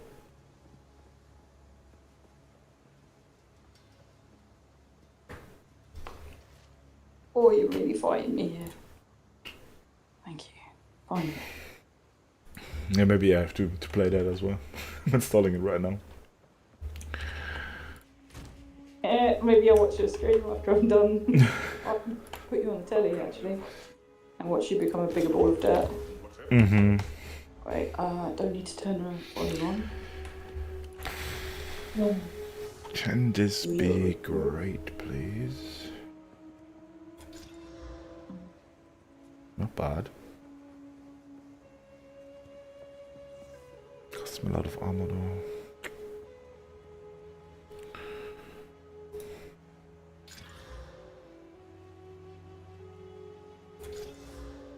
People will get surprised when they think you're playing Path of Exile and see you as a ball of dirt. Mm-hmm. Might be. Oh, I hate the way the menus look on Path of Exile. They just look so dated.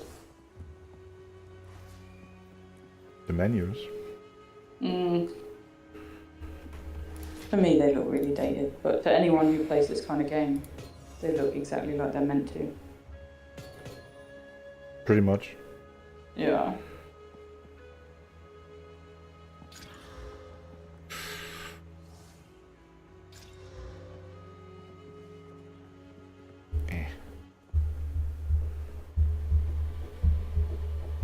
Would you stay there? Thank you.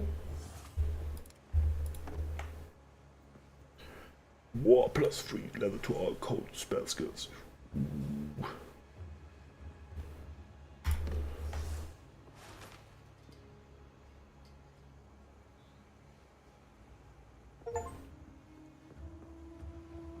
And it's done. Do I have a regal orb? I do have a regal orb. Yeah, okay. Yeah. Okay, then I can totally break this with a chaos. Ooh, another one. Okay, now it's broken. Bye. Fun knowing you. Would have been a great armor, thanks. Now it's crap.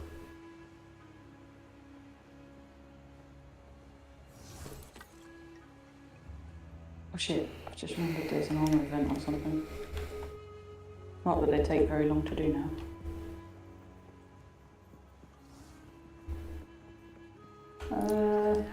Who's Okay, the let's gambler here? Armor, gloves and boots. Okay, gloves and boots. Boots and gloves and boots and gloves and... No, it doesn't work as well. Boots and cats and boots and cats and boots and cats. In German, that's Miezekatze. Yeah? Yeah, Miezekatze, Miezekatze, Miezekatze. I will never be able to say that without thinking of one of my nephews. I won't use his name because we're on YouTube. But yeah, I just remember him being younger and saying like he'd learned how to beatbox, and I was like, okay, And then he's like, boots and cats and boots and cats and. And I'm like, oh my god, you're adorable, I love you. Yeah. But it's actually a pretty good, like, practice. Yeah, yeah, for sure. That's how I beat Fox.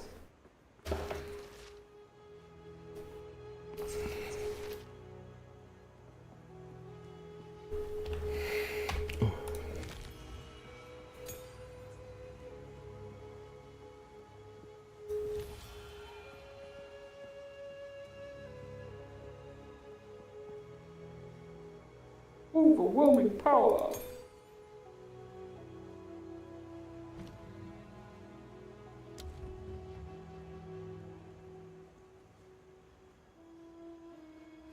Come on, Mary.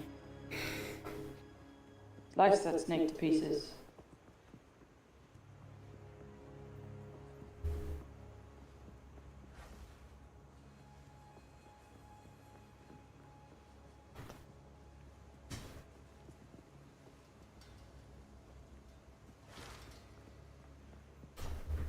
Can't see extreme evasion come up on the screen without thinking of Alex. Going extreme evasion.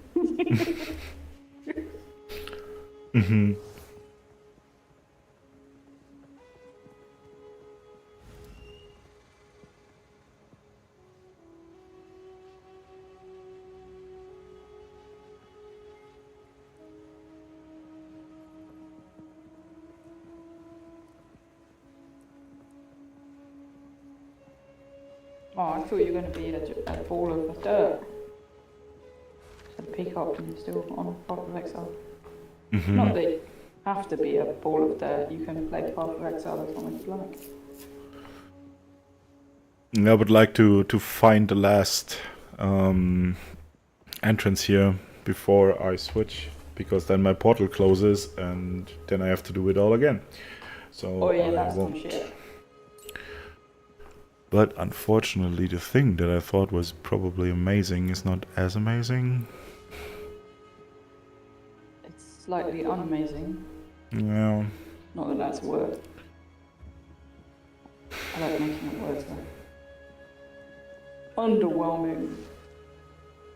This is a regular word. No, unamazing is not. Yeah.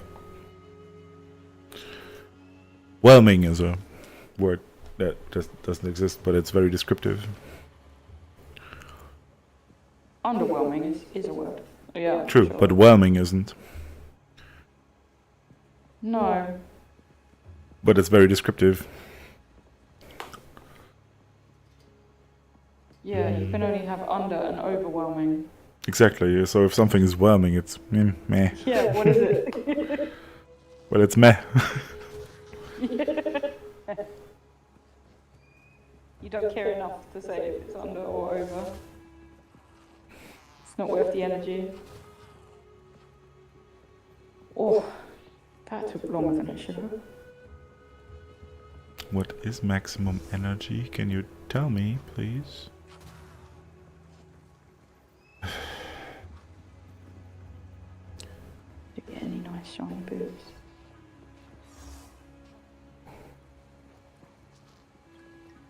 They're alright.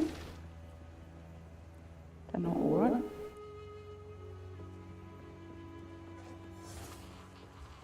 Next. Okay.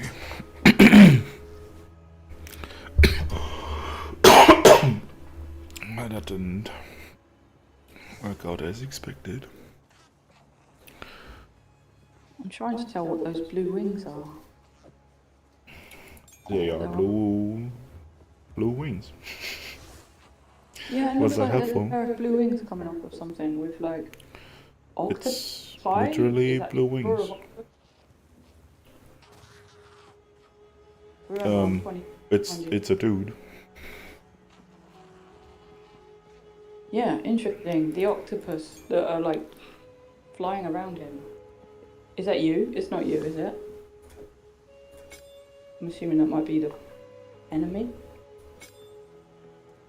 I'm in the city. There are no enemies right now. It's the thing that says storm flare on it when you go over it. Sorry, what? It's the thing that's in the middle of your screen. Oh, it just left. Then it was probably a person. Oh, now it's back. Yeah, they have big glowing blue neon wings and Some jellyfish that are floating around. jellyfish. That would be the word, not octopus. That's another thing that I always get mixed up. Jellyfish and octopus. Don't know why. Then you definitely have to watch the documentary My Octopus Teacher. Oh! I feel like I know this. Was that the octopus that predicted the World Cup? Or is that something else? No. I'm not a fan of octopi. Or After that documentation, you are. Oh no. Ooh. It freaked me out. They're a bit weird. Like, they're beautiful in the water, just keep them away from me. After you watch the documentary, you want them to touch you. Really? Yes. Ooh. I mean, that would definitely be a turnaround. Can't say I feel that way about them now.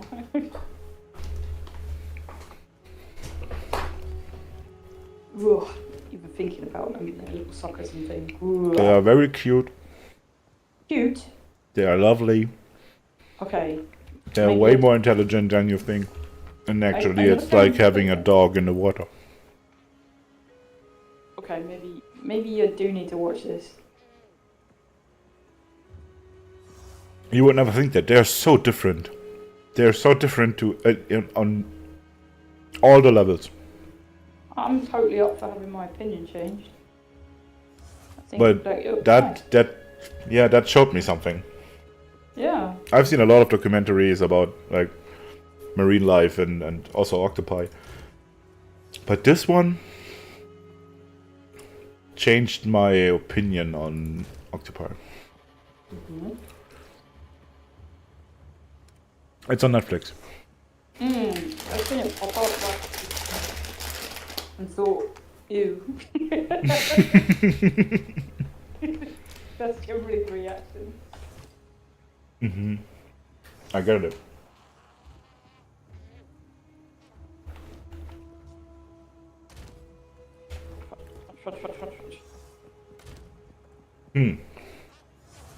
Okay, Oh my god. Die, will you? that's so sad.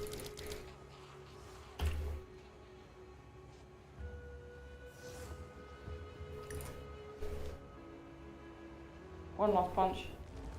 Oh my god, how did that not work? Thank you. Do you not want lots of jellyfish swimming around your head? In the air?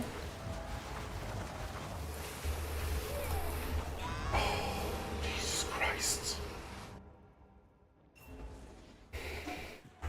How often am I going to die here?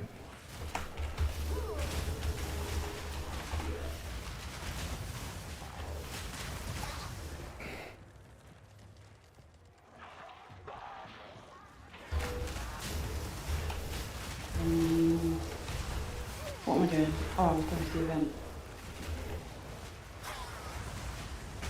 Oh, so close. We'll do the other one tomorrow. Okay, what's next?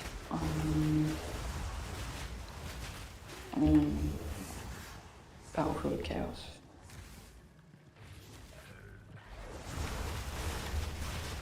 Oh, okay.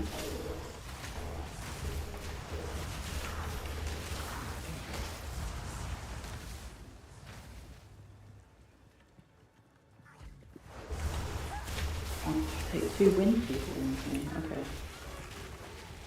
Let's take 3 win one with me.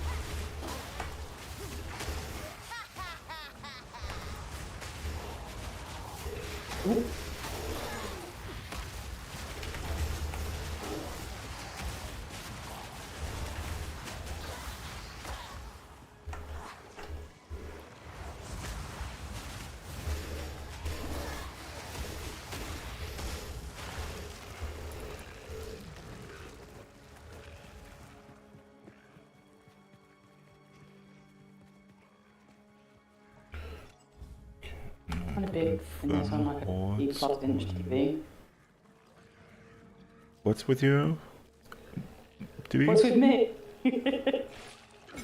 What's with you? It's big watching this on like a 50+ inch TV.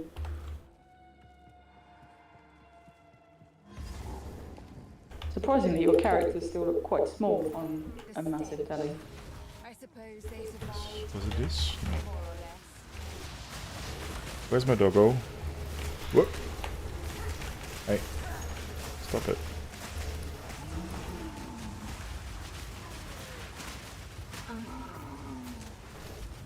My doggo's strong.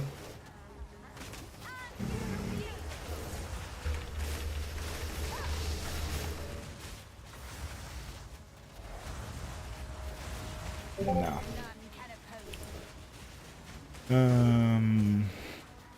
oppose. Where are you?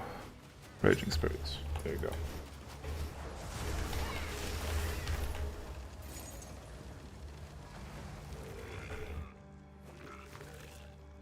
Oh yeah, you've got some essence done.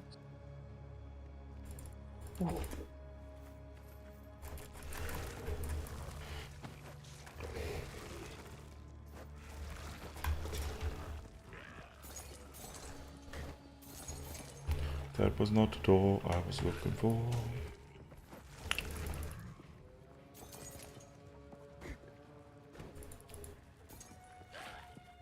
Why don't?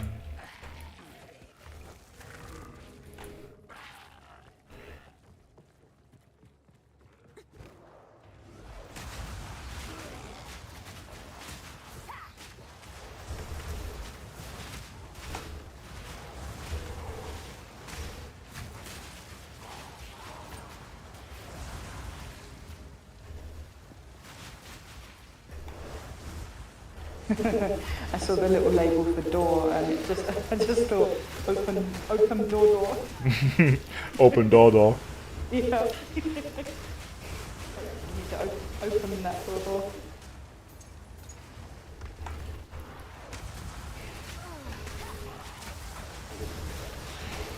Yeah, I just really like that name. I did too. But it's amazing. I have no idea how he did that. How they did that. 4 billion with basically Mireille. Like, why Libora? And there's so many whys that are not answered. I'm intrigued. Was it her kit? Is it like the buff she gives? If her weapon is maxed out, I think it's the best support weapon in the game. That's what I was thinking. It might be her weapon. She herself is pretty whatever. I don't think that she contributed a lot to the damage. Yeah, but you know, if you take a healer, like you don't get a lot from them either.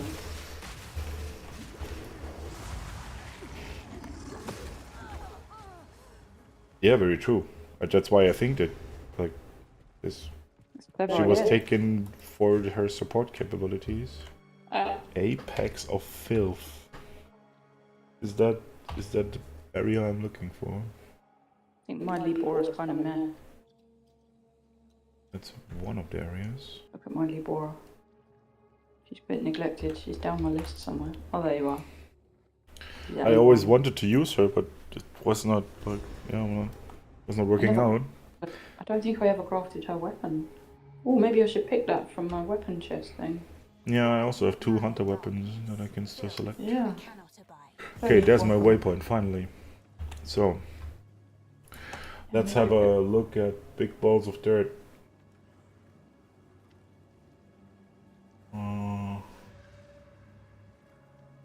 Oh, Oh really? I also downloaded Cell to Singularity. Interesting.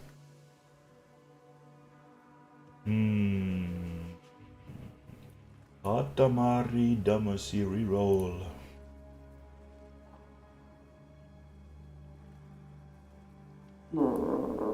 Let's equip your weapon for you, Libora. I have absolutely no idea about the game. I just saw it and found the concept very interesting.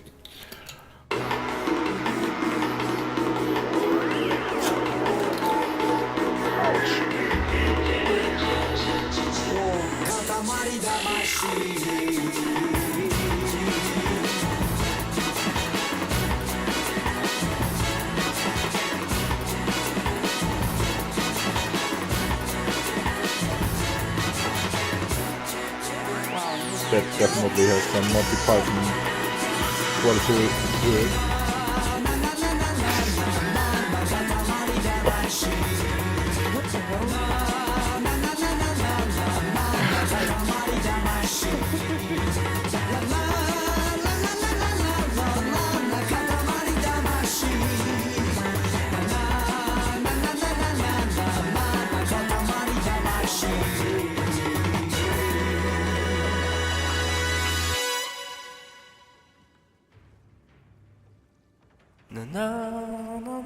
That intro was worth the $5 already. I'm slightly sad that you're in the patchy Discord version of it. Not in time with the actual game. I love how it's playing on top of Path of Exile as well.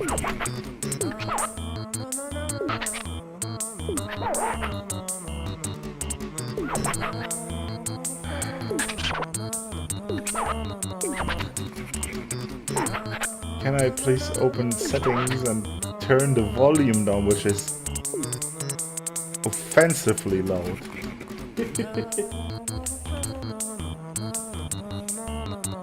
Wow, this game looks pretty as hell.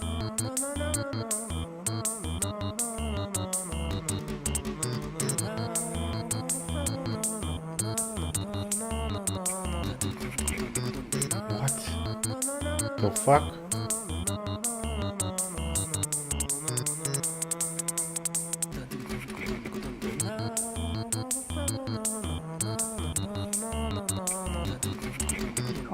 Oh, this is... Holy crap.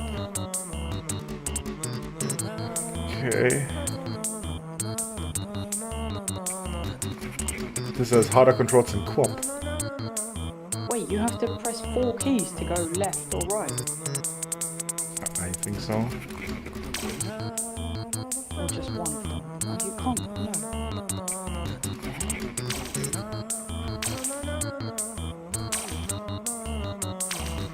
Wow, this feels like a control pad would be much better.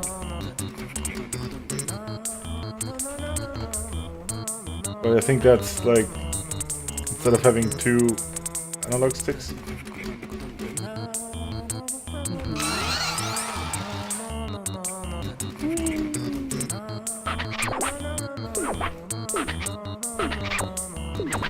This little green dude.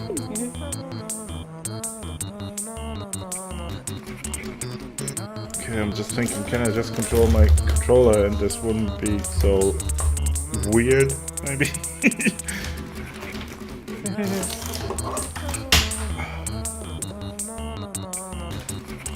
Disconnected to nothing.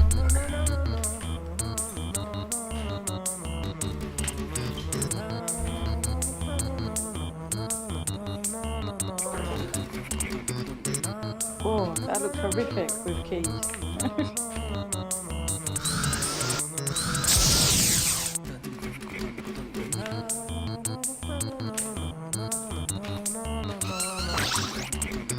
Why can't you just use like, I can't remember, is it like ASD and things like that?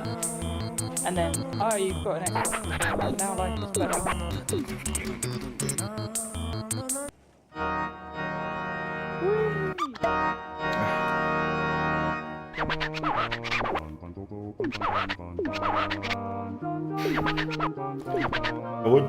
Where are the settings, man? The issue is that I don't really understand you because I had to turn up my sound so much because it's offensively loud.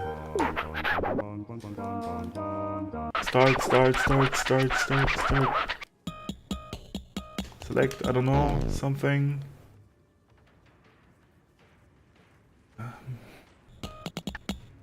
Naughty, completely naughty.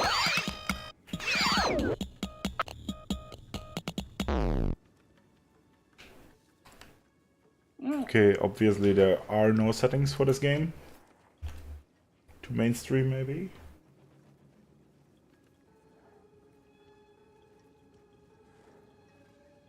Yeah, I'm gonna pump you to 200%, so I have a chance of actually understanding you. You want me to talk so you can see how that works? Yeah.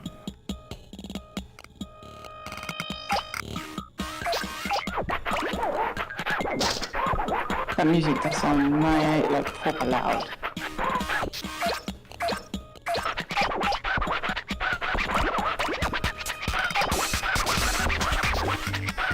And also super annoying sounds.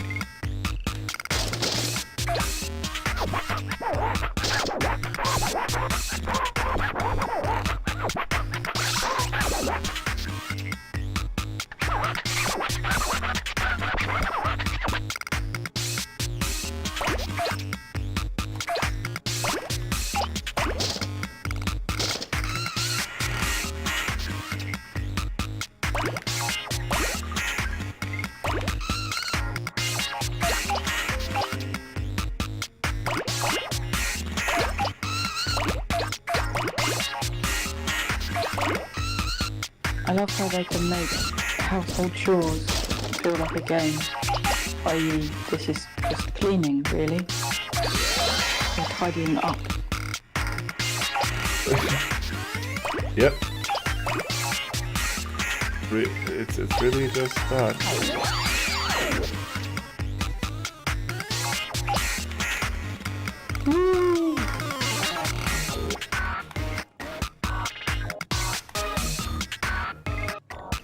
Oh no, I saw the word chocolate.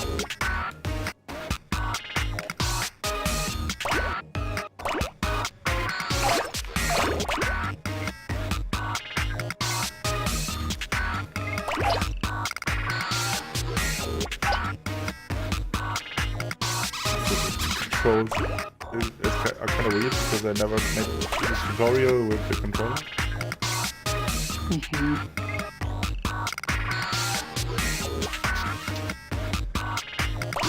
This is certainly very different to Path of Exile.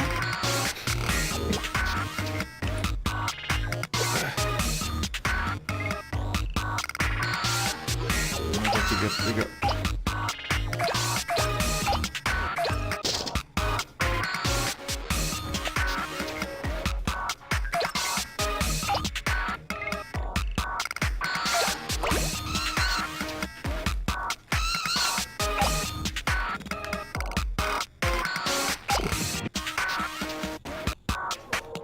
I already picked up this.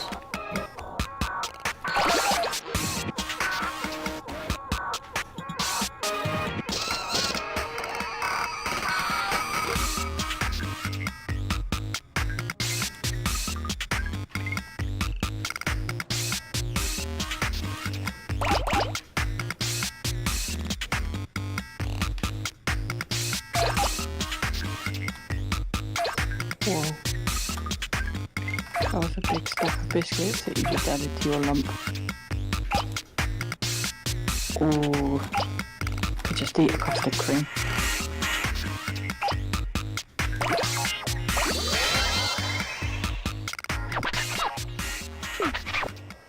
Damn it, I'm gonna go and add custard cream to my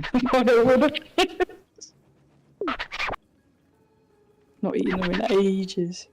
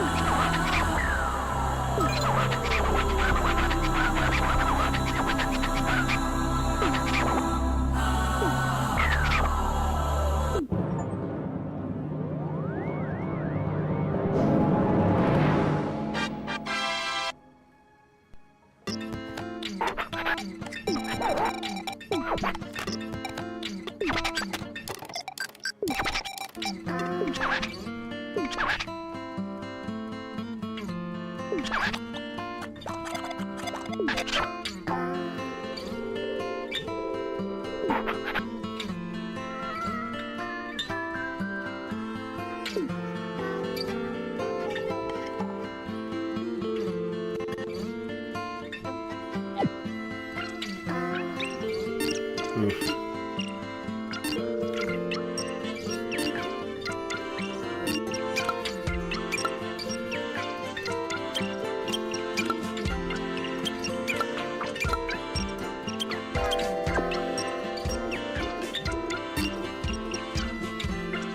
Display settings would be nice. How about sound settings?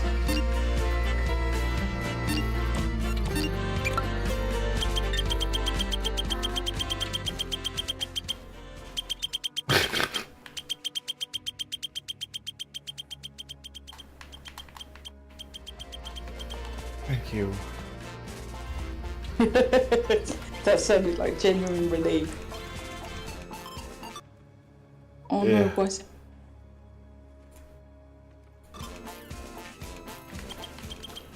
Okay. It's just why so late?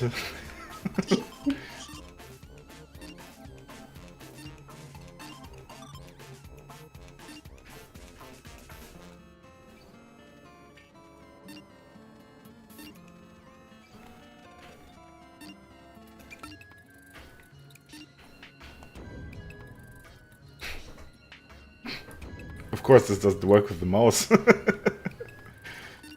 Why should it?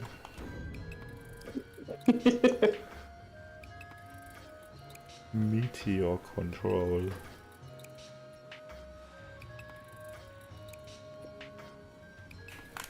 What the hell?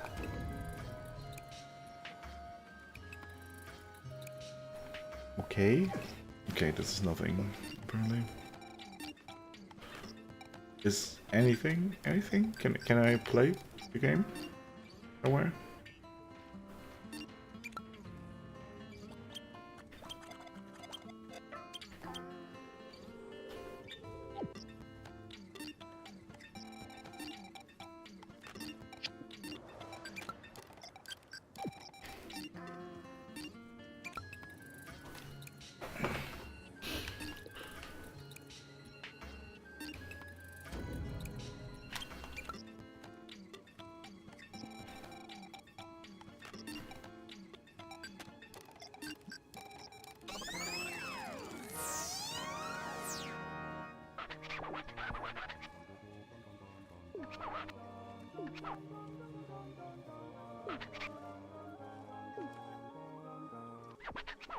I'm not sure if Dev is your biggest YouTube fan or whether I am.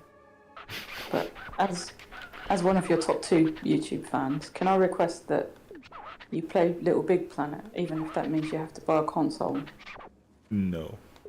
Because I really love to watch Little Big Planet. That would be awesome. Unfortunately, you have to watch me clean up this. Oh. Quite. Oh, pencil is not great. Yeah, I love the fact that depending on the objects you pick up, it can really make your ball quite awkward to roll. Yeah, but that's the whole thing. And later, it's like the Eiffel Tower and stuff. Uh-huh. You get bigger.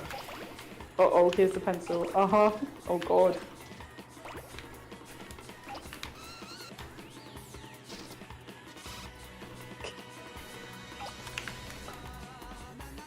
What a random idea for a game. I like it. It's... Oh no, I lost the pencil. Now I can take the oranges. Okay. Not a peel though. Oh, there's another pencil, yay.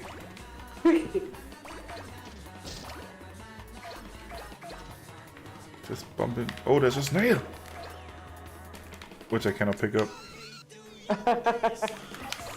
The snail can be free.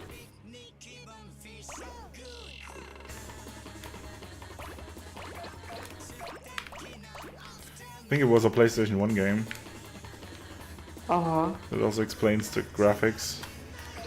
Mm-hmm.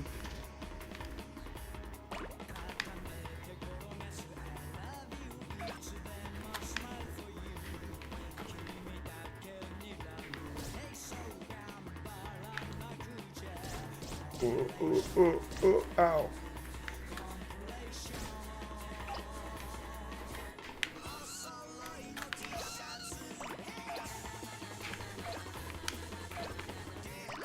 So you complete the level when you get to 10 centimeters. Mm-hmm. Yeah, but I did that already. Am I getting better 10 centimeters now?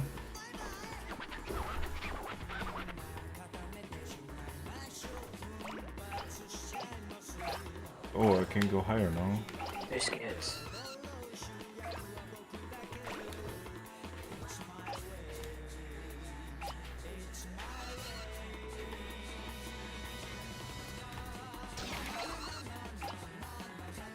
Whoa, but I actually picked up the butterfly.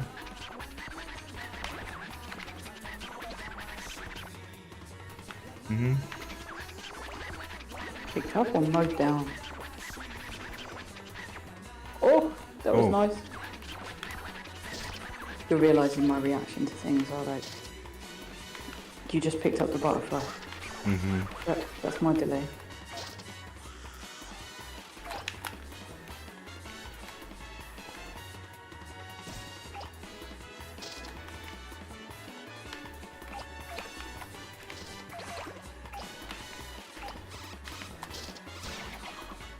What, the nail clipper? Too big.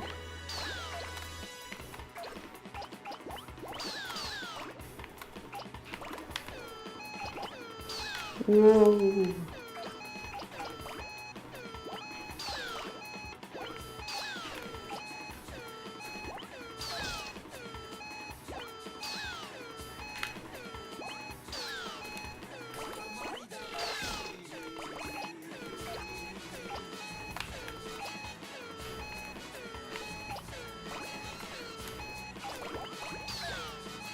Quite relaxing to watch.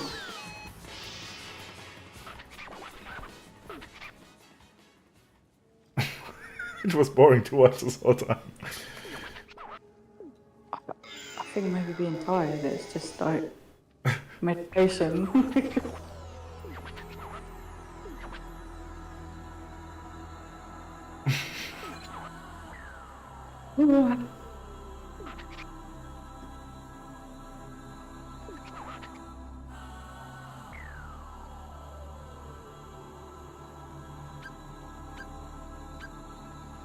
I don't know. Like, do you want to make a star or stardust? I have no freaking idea. What does that even mean? Okay. So, I have to go here, I guess. Go to Earth, yes. Make a star too.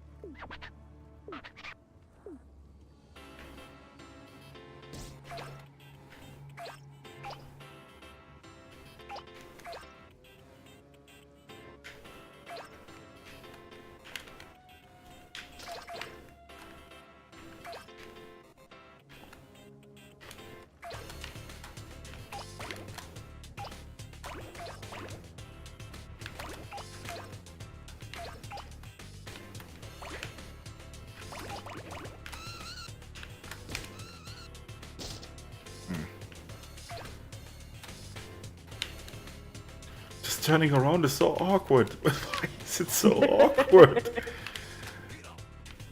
Ah, the candy is too big. Hey! Fucking rat. No, they're eating my katamari. It's also impossible to look around. Ah. Nothing makes sense. Ah. Oh, that's awkward. Oh, man.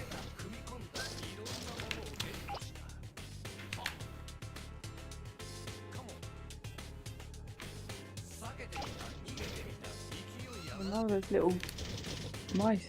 Hungry mice. That little fucker.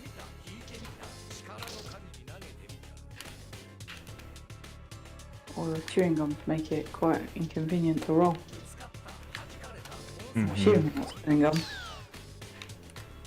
Something like that, yeah. But to be fair, it's always kind of inconvenient to just control this. It's quite funny to watch though. Oh, there are frogs. They're too big. What the? What's wrong with those mice? They're just hungry. And they're also super aggressive. They just... I mean, in fairness, like watching you play led to me ordering a packet of biscuits. So I wanted to eat it too.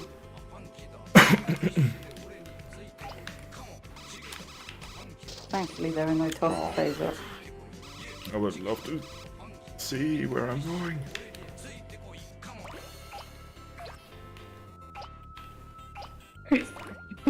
Reverse mode. Can you not rotate the screen with your right thumbstick? No, it's not as easy. No. That would be like That'd be cool. yeah, this would be a good way to control this.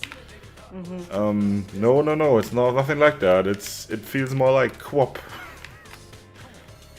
which was an amazing game that has had the weirdest steering of all time, the weirdest controls. It was basically a running game where you controlled like each limb separately. Okay. And yeah, it consisted of those 4 keys: Q, W, O, and P. And it was one for one for each thigh. And you had to run with that. And it's what, yeah. Am I big enough for candy now? Nice. Oh. If I'm big enough for candy, I'm probably big enough for snails, right? I love hearing the effort in your voice playing this game.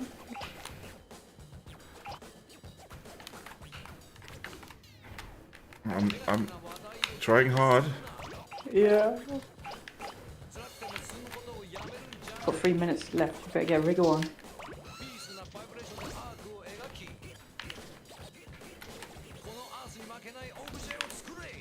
Ah.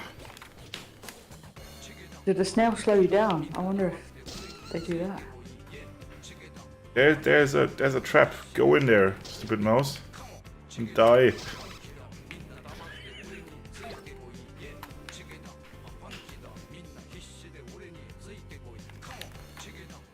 Okay. I think I have to pick up that candy now. Go away! Fucking mouse.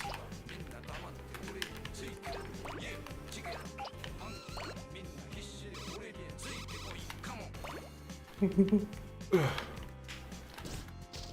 god, it's so hard.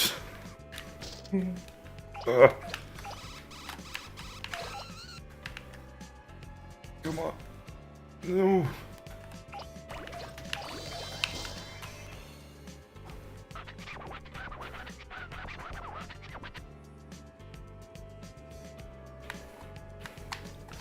Wanna have some sausages? Uh-oh, you've got 2 minutes left and you're not even halfway.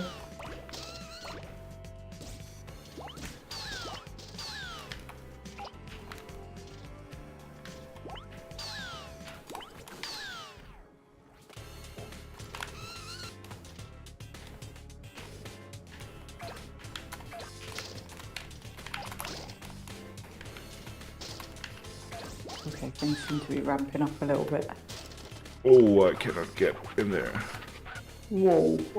Yeah, I will never get so big.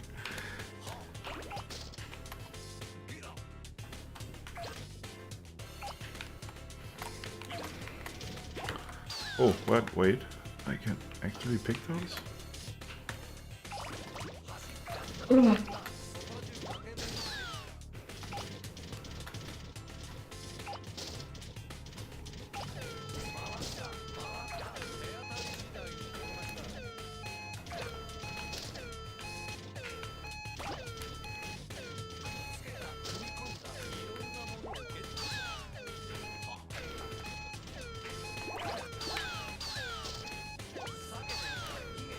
Wow.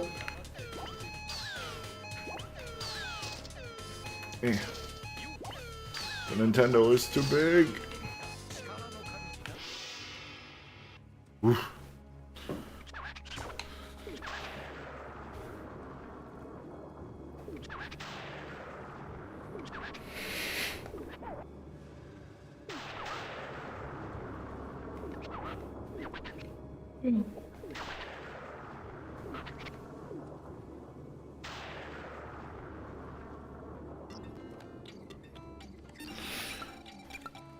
Yeah, well, that was fun. I'm gonna quit game now. Thank you, this has been very entertaining for me. It totally will be. Well, at one point I will play this.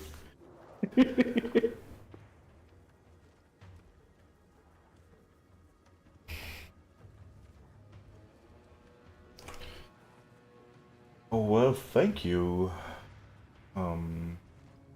Random stranger on the internet. What was that? Some stranger on the internet? Yes.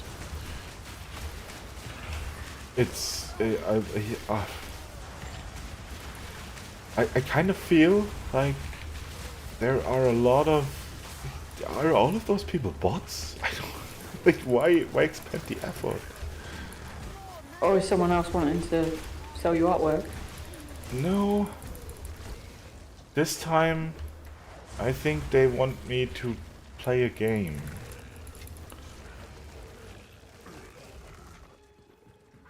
It's always like just accounts that have a like that pretend to be girls, I guess.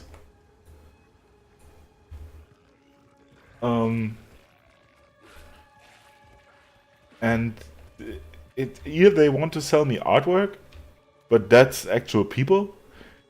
And the other ones is like, oh yeah, hey, we made this kind of game. Do you please wanna play the game with me and join my team?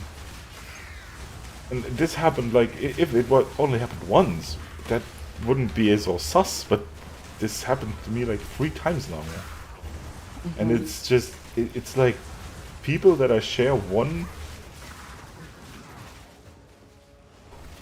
I share a server with. Like either it's oh man, why the hell did my phone talk with me now? Huh? Did I say something with Google? I don't think so. Yeah, I don't understand. It's just in this all of this started when I started streaming on Twitch. Like all the months that I just streamed on YouTube, like none of this happened. And ever since I'm on Twitch, there's like there's obvious bots that want to sell me viewers. There's a lot of people that want to sell me commission art. And also like yeah, weird people that want to make me download some game. Yeah, I wonder if it's like phishing, where the link that is provided for the game will be something that will... It's not a link though. They just tell me the okay. name of the game. Uh-huh. and it's on Google Play or something. So, Maybe they get a commission or something. yeah, but without me telling anyone a name or something, I don't know.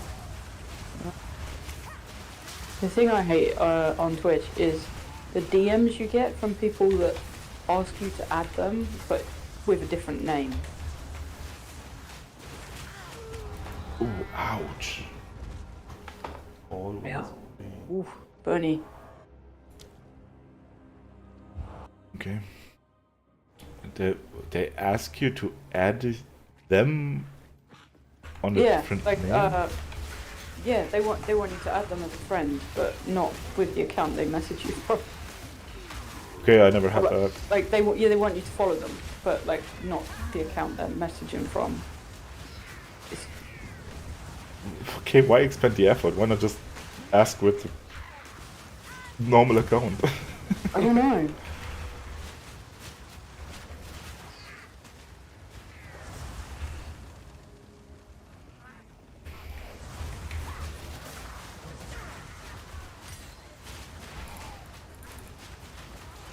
Yeah, I don't know. Like, nothing against Twitch and all, but like Twitch to me is so sus. It's just so many things on Twitch. It, ah, I always feel like I'm being preyed upon on Twitch. It's like, yeah. You are called Yummy in fairness. They just want a piece of you.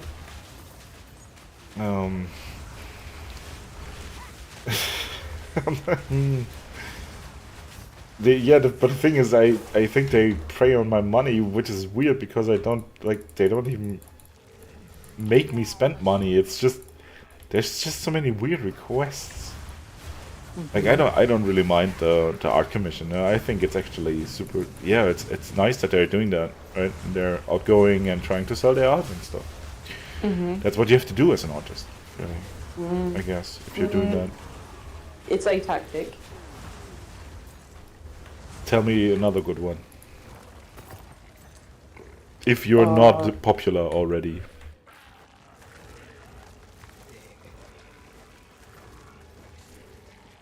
Or I wouldn't do it that way if I was trying to start out. I just know that the kind of clients that I would attract would not be the kind of clients that would get me great word of mouth paid work, but maybe like my level of work is more professional, so yeah. The work they showed me is very professional. Yeah, I'd hate to do it that way.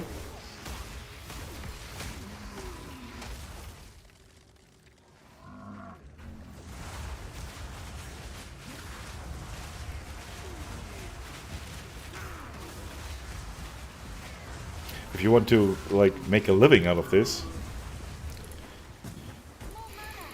I don't know how you would do it instead for like working for a regular company that does that, or via agency, which is probably quite expensive.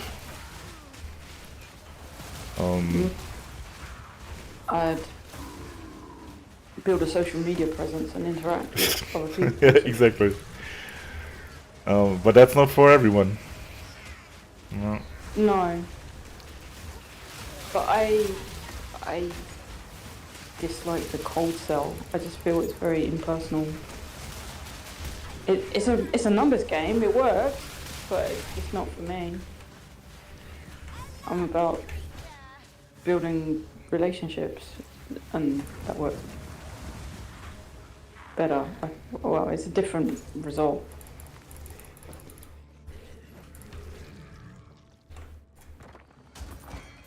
Yeah, that's why I'm saying if you need that to like earn your living, I don't know.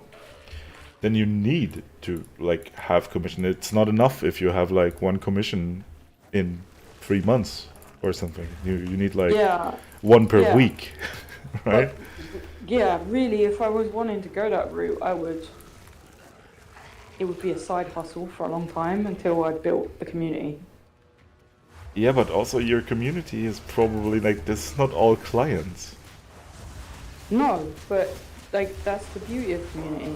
Like, you only need like I'm going on an article here. I think the article was called 1,000 fans or something like that. If you have 1,000 followers, then you have the potential to be able to build some form of income from it. Yeah, okay. I think there's a reason why so many of those artists are doing that. I think there are many ways that you could go, Like, but a sustainable income. I mean, my only real experience in that kind of thing really was my food Instagram, and Yeah, exactly. You never I- like you didn't really like have a lot of spend or earn a lot of money with your art, right? Even though No. your lettering and your graphic design is amazing, but it was your art. It was not art for somebody else. It was nothing that gave you money except for clicks maybe, and yeah. If you want to sell that, I don't think if you have like much choice. Word of mouth at some point, yeah. for like, I'm a bit cautious because I'm talking on YouTube. But like, I mean, I've only dabbled in client work, but the client work that I did undertake was relatively like, it came from being in other people's communities. Yeah, like I used to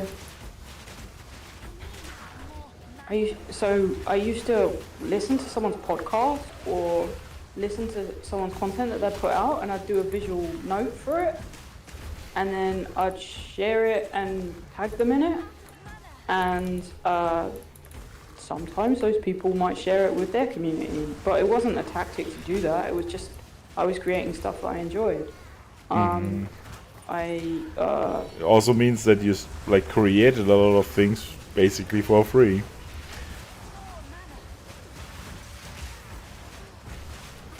Or with no result, in like Right. quote unquote no. Yeah, I mean, I wasn't income. doing it to create a result though, so like I was less intentional about it so much.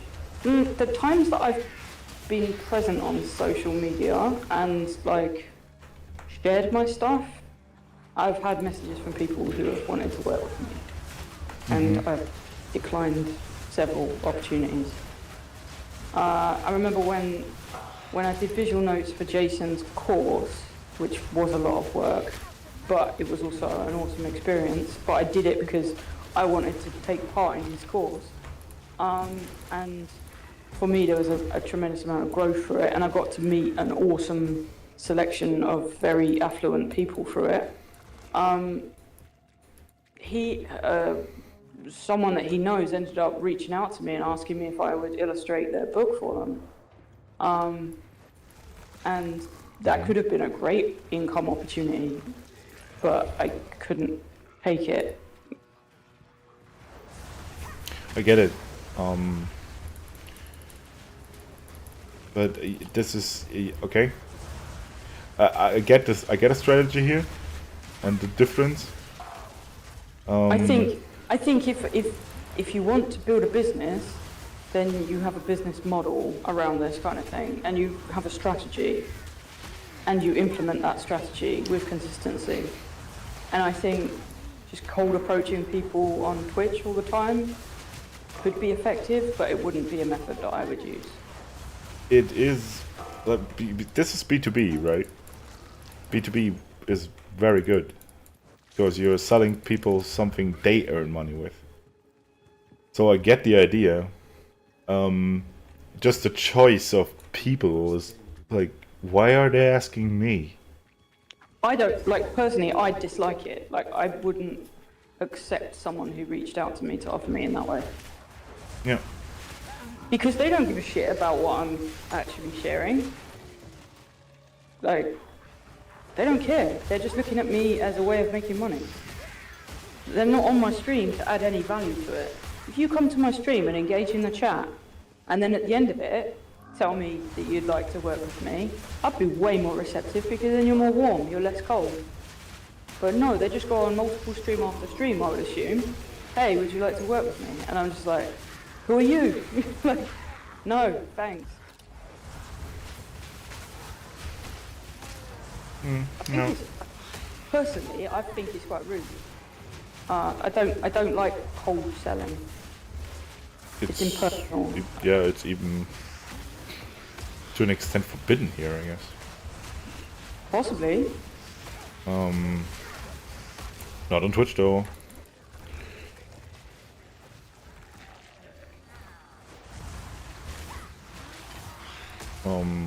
I really don't care. It's just, yeah, it's. If it's the fourth or fifth one, it's mildly annoying. In 1 week, that's the issue. Yeah. And that's it. Like, do that over a year and stream regularly, and eventually. I will then. Yeah, I keep ignoring it. It's, Yeah. you know. Oh, by the way, I totally forgot that my beautiful face is not visible. Very sad about this. Can you hear it in my voice? Hmm? That was an attempt at a sniff. It didn't work very effectively. What was this supposed to be? Sadness? Bad sniff, yeah. Oh yeah. But I do believe you. It's okay if you've rectified it. I'll find out in a few seconds. Not yet. Because there's the Queen of Filth. The Queen of Filth. Yeah. Ow. Why are you here? Who are you? Ah. Go away.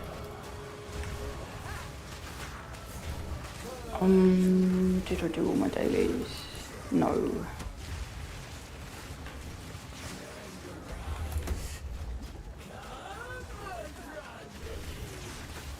Oh, I've still not had a red ball.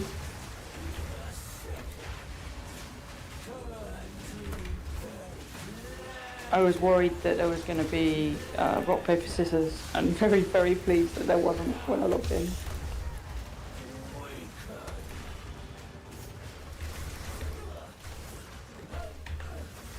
I don't know if there's still a big white box on your screen on the right, but there is on mine. What a disgusting pig of a woman. One golden idol for the optimist. Okay. No.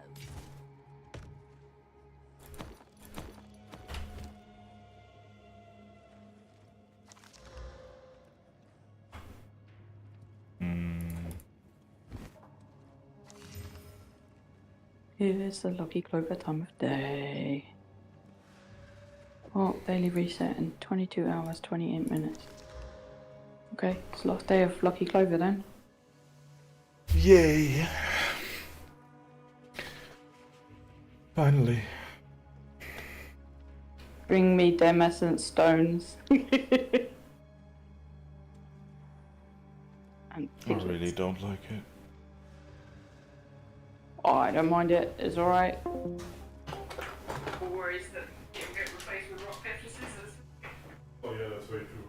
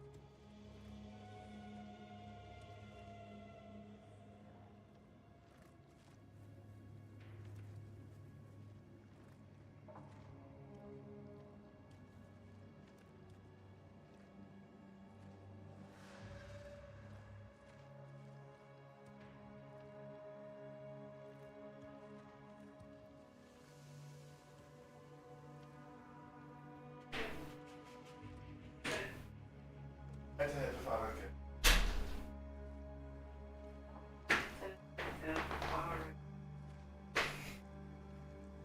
feel like I might know what Fara means go, travel. Oh. Fahrrad is a bike. Oh, Fara, I thought you, yeah. Fahrrad. Oh, Farad. Fahrradkette. Okay, Ketta, is that a necklace? Also, but it's a chain. Oh. And the first word was Heta? Yeah. Heta. It's like had. If I had, hätte ich eine. If I had a chain for my bike. Well, it's just an expression because it rhymes.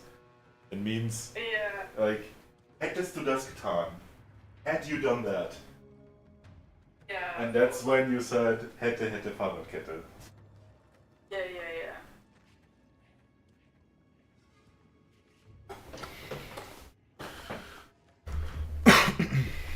Actually, the best solution would have been to just take the boring IT guy. Yep. I agree. But I think you were in a position where you'd asked someone to move out and you weren't happy in that situation, which was very, very fair. And you just wanted to have someone to share your home with that you enjoyed your home with. And you didn't have the financial pressure there. In some like more now. Did someone just join? No, I switched back to PC.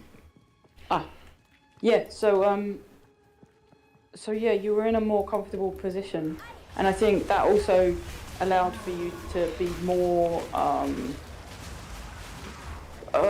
open with like concerns or like trying to find someone who's the right fit and all that kind of thing. And I think now you're in a position where you just have to be pragmatic. And is this someone who will pay their rent? Is this someone who will be trustworthy? Is this someone who I could share my space with? Mm-hmm.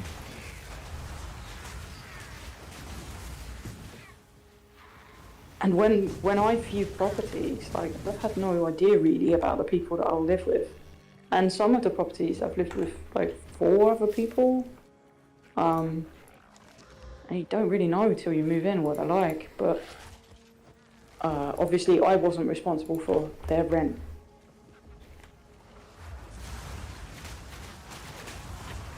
Who? But probably one of them were. Like Yes. it's pretty common that you have one main renter. Yeah, but I think Angel, like the place I'm thinking of. Yeah, this is like the place I lived in Greenwich. It was really super expensive. I shared a contract with one other person who was my partner at the time, and then the other rooms all had separate contracts. I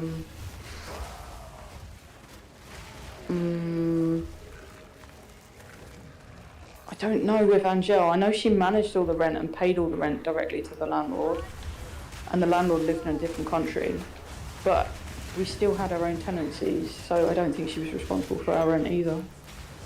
I think she just got a reduction in the rent for managing it all for her room. No, it's an awful position to put yourself in, unless you're with a friend and it's a long-term thing or a partner.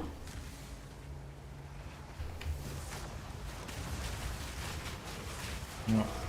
And yeah, often if that changes, then you both move out.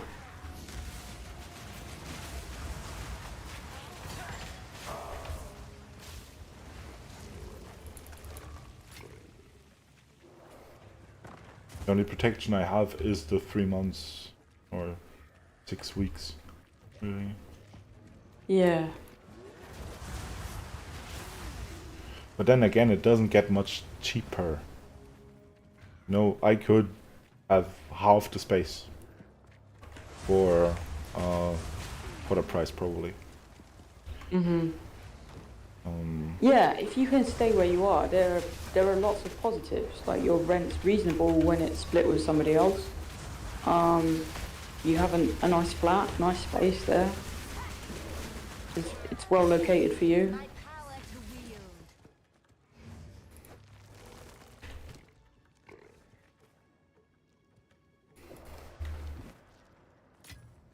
wield. I'm surprised you've not had more interest. Allowing for how long it's been over. What do you mean? Like the length of time that the room's been available, I'm surprised you've not had more people.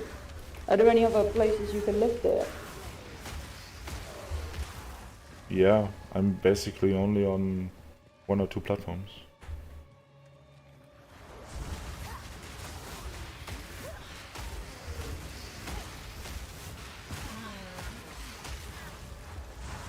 Like I know here, if I was looking for a housemate, I'd list it on spareroom.com, I'd list it on Gumtree, I might put it on Facebook.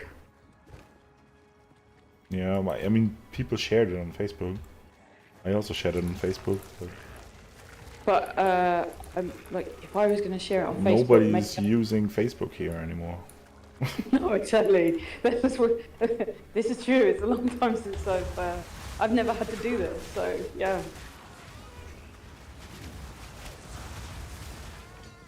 I would maybe go on like for me, I would go on like a local social group and just say, does anyone know of anyone who's looking for a room?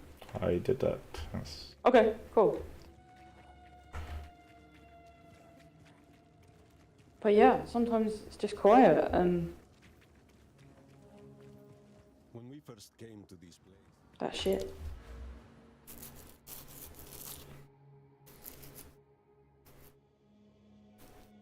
Mm-hmm.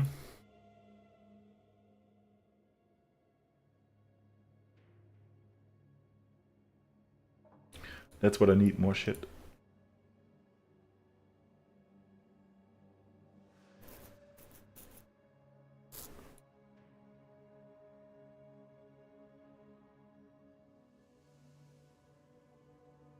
As if it wasn't enough.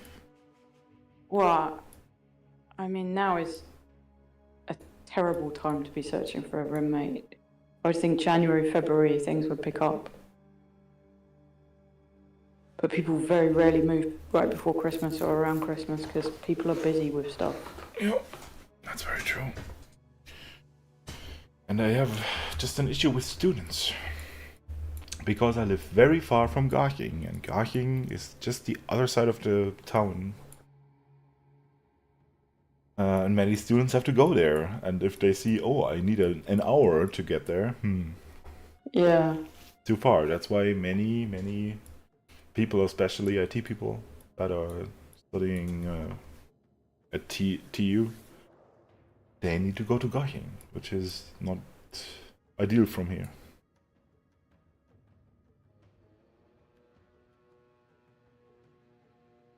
And this will definitely pick up in January. Because the semester starts in February.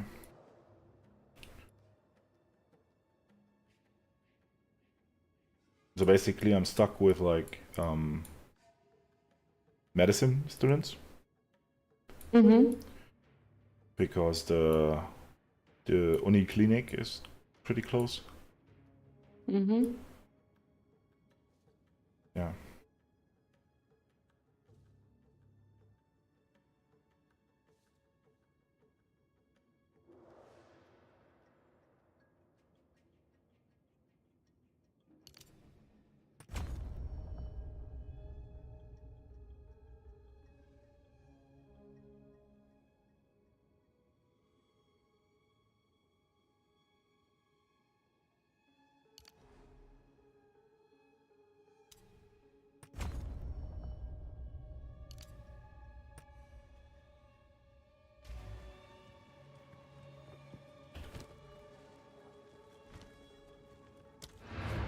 You don't think the Mel situation is recoverable at all?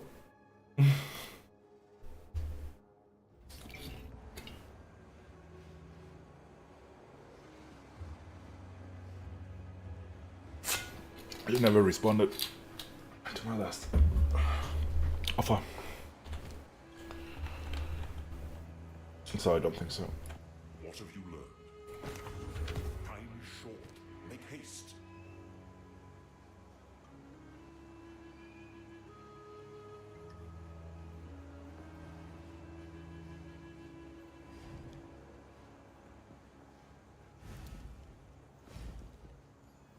Because while the skinny cats would have been quirky as fuck,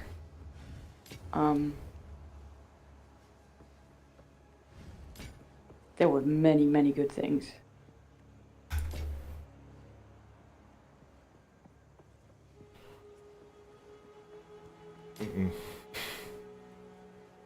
There were good things. Yeah, I mean the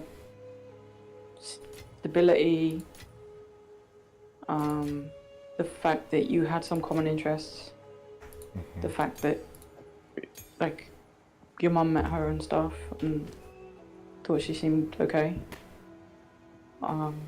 which is nice approval. The situation with the rent and things, not being there but paying for a while.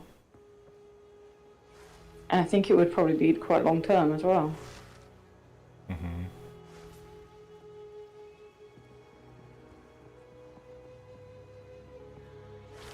But yeah, it seemed someone quite respectful.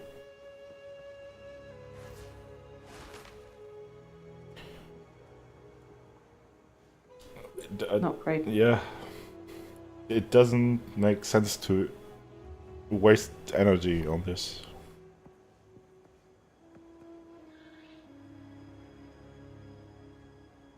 This is just Homomsec. It's done.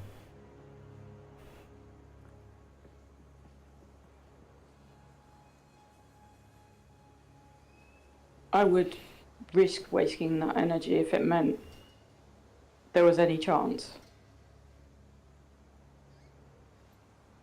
When the alternative could be that you may have to wait till February, really. But I tried it already. Like, what should I do?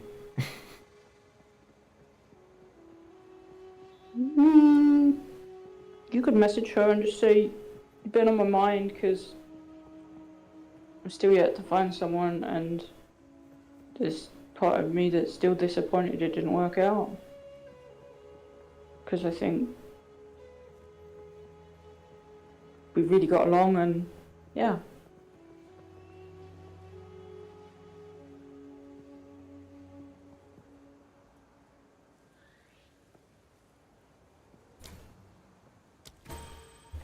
I mean, she was interested enough to come all the way to visit. And if her main concern was the sleep thing, then yeah, as you said, she could come and crash the night. I did that. And Yeah. she never responded. Yeah, if you think it's totally case closed, I'll never mention it again. I can't promise that, but I'll try and... I just don't think it is.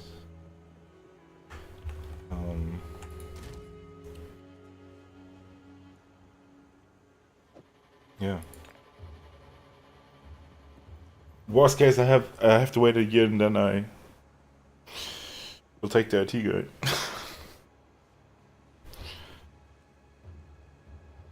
Because that guy's still open to it. But he has a contract for a year, so this will be October.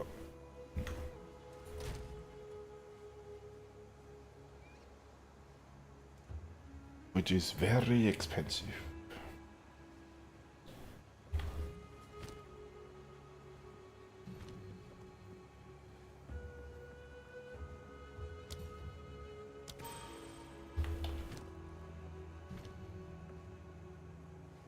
I mean, the way I talked to you about it would maybe be slightly different if your uncle wasn't your landlord.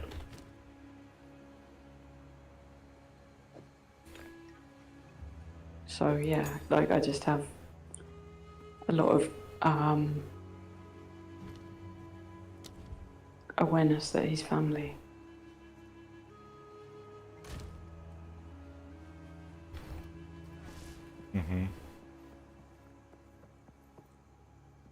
And even if it wasn't, there's just very little chance that you could get through with this here, I think. Something I might just be more stern in my approach if it wasn't. I shall harness it. I might just more. I'm very strongly considering moving out, and I'm looking at alternative options, and I want you to be aware of this. Yes?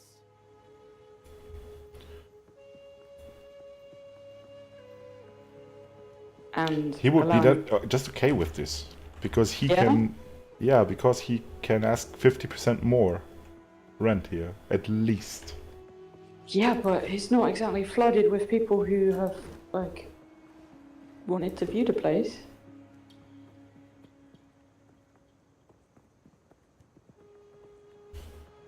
If it wasn't for the fact that I'm just looking for a roommate and not renting this whole apartment to some family, that would be a way easier, I think. Yeah, I agree. And my rent here is cheap. Yeah, There's no way that I could get anything even close. and so maybe part of negating some of the stress around the situation is saying, okay, if I look back, then I've potentially saved this much by living here for this amount of time. So the extra I'm having to pay for this period, some of it is negated slightly. I know it's stressful though.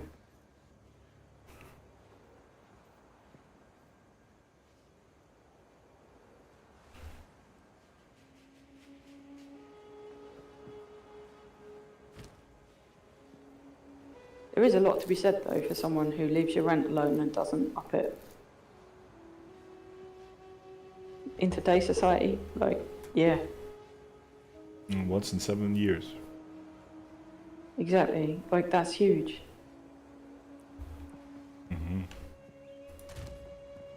And I've looked, like there's... Yeah, it's 50% higher. Yeah. But I wouldn't need such a large space, of course. No, of course. If I could get something for the price that I'm paying somewhat, will be more expensive, but yeah, this would be like somewhere. You need U-Bahn? You need, well, good luck.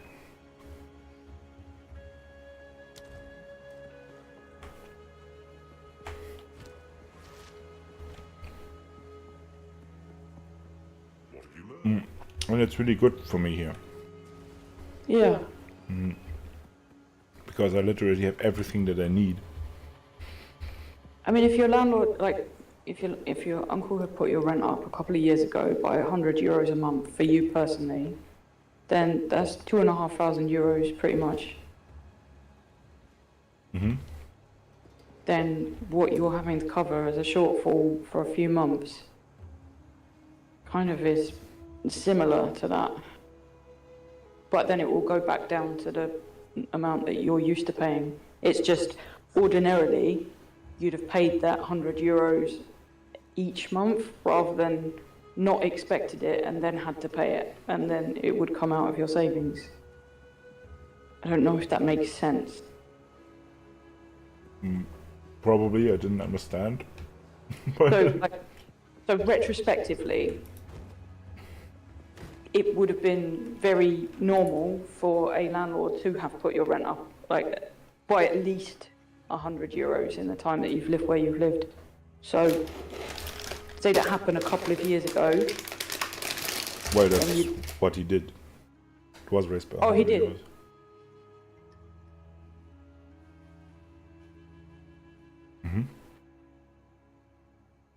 Oh, I thought you said he hadn't put it up in the 7 years he'd lived there. Once. Oh, okay.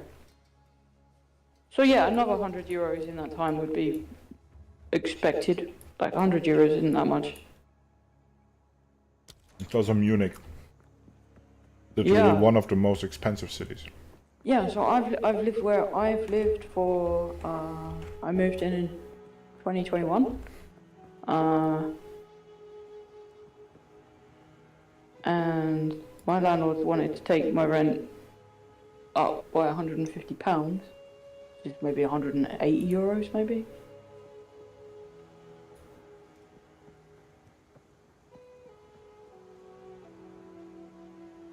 He's not done that fully yet, thankfully. He's only got as far as £50 of it, but I'm expecting it at some point in intervals. It's also not about how much it got raised, but like the total price. Which is quite low. I just know it's a tough position to be in. Covering the shortfall for another person's rent is a significant amount of money.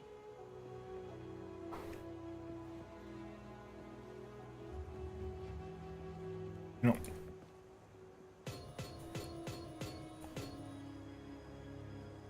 But because of lack of experience of being in this position, you Need a guide? weren't so pressed on how quickly and urgently it needed to be rectified. Very true. But really, yeah, these things happen to us all. Like, some things are expensive. I had a valuable lesson living with my psychopath ex, who I used to have to pay some of the bills to.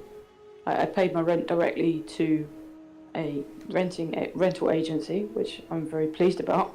But I paid the electric to them, I paid the gas to them, and I paid the council tax to them.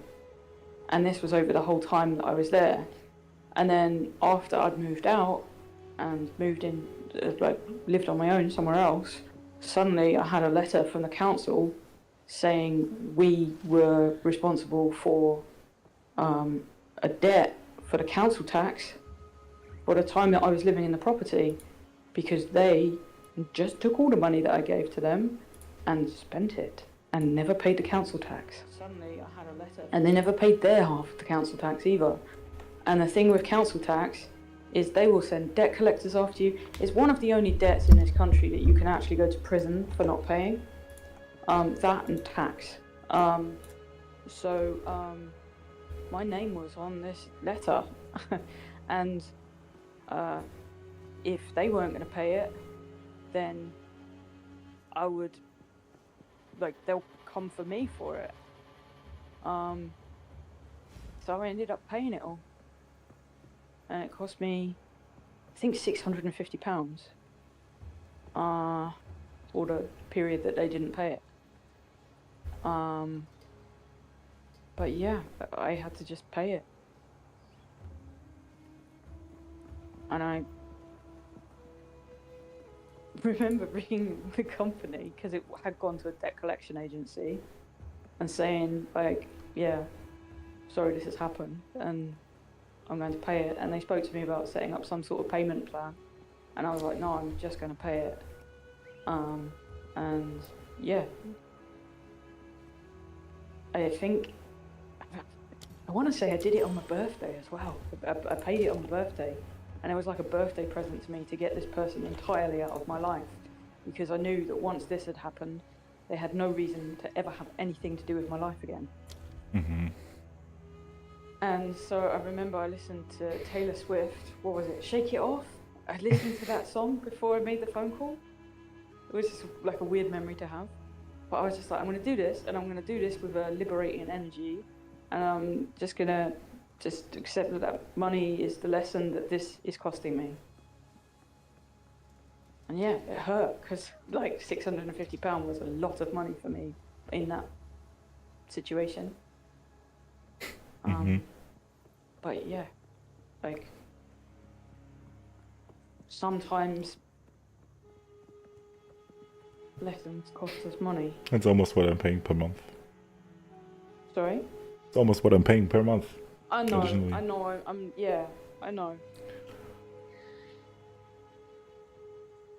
All I'm trying to illustrate through that is that, yeah, sometimes experience comes through cost.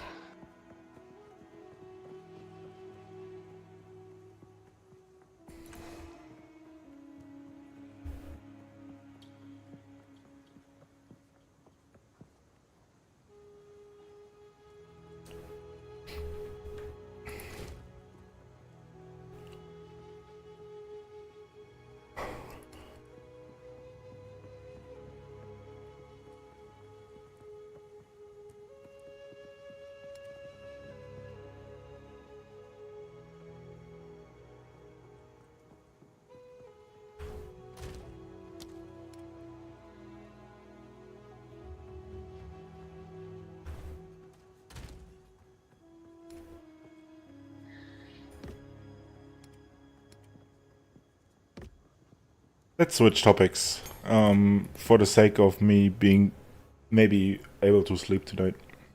Yeah. I know, there is part of me when you revisit this conversation that I'm like, it's just gonna make you feel more stressed. You can only do the things within your control, and you're doing those things.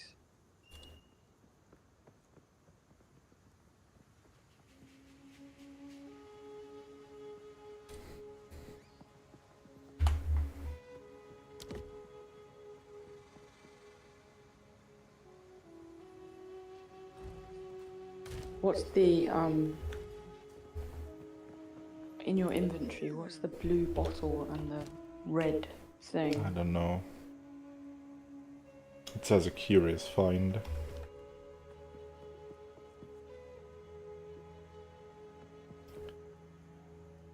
Okay. The molten vault.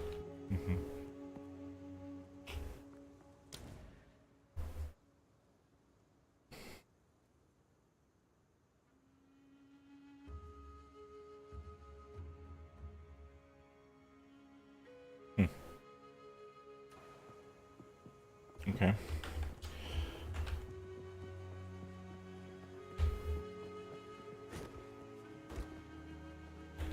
Glad the little yummy's back on the screen.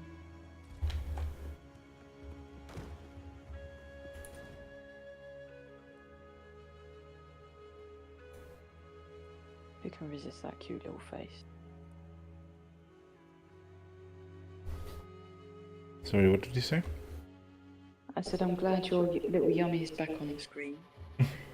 And then I said, who can resist that cute little face? Probably doesn't look very happy right now. It's got a little smile. Oh, The light is... when you said that, his smile turned upside down, and I was like, oh. Yeah, the lighting is pretty bad in here. Oh.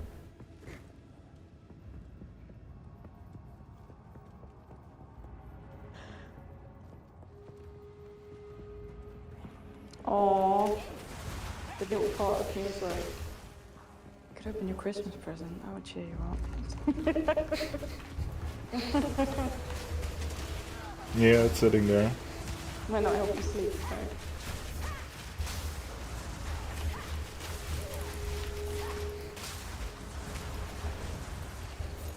It's unlikely.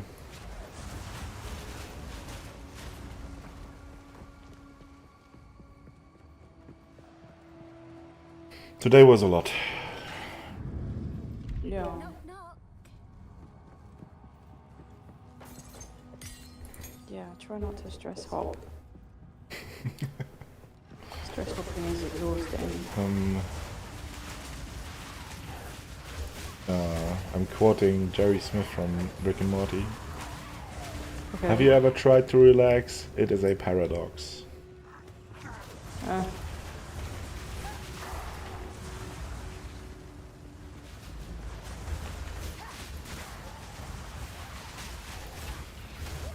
And while this is not the correct word, I get it.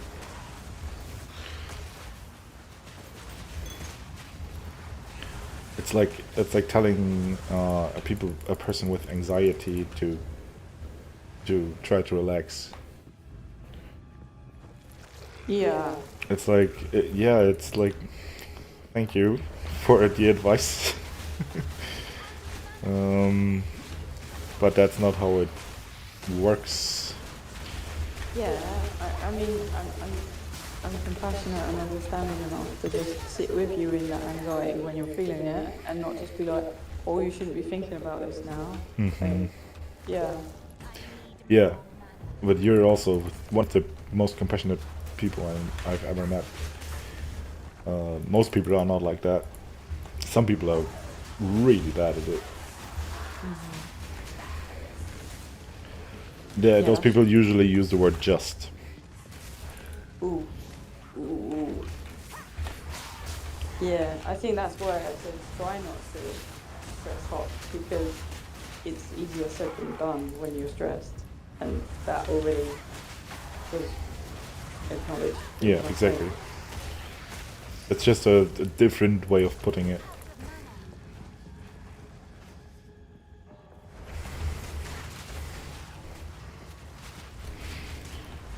But that's why when when you say it, I smile and I'm like, yeah, okay, will do. And for those people, I get angry. Yeah. Like I've been here for the ride. Like I know how much this has affected you. So yeah, I'm also very aware that it's very normal for it to keep popping up and stressing you out as well.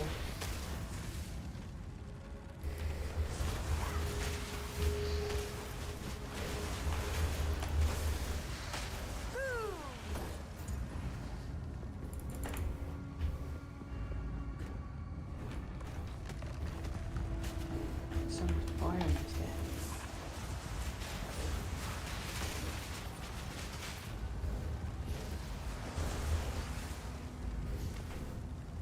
You've got lots more minions than last time I saw you playing this.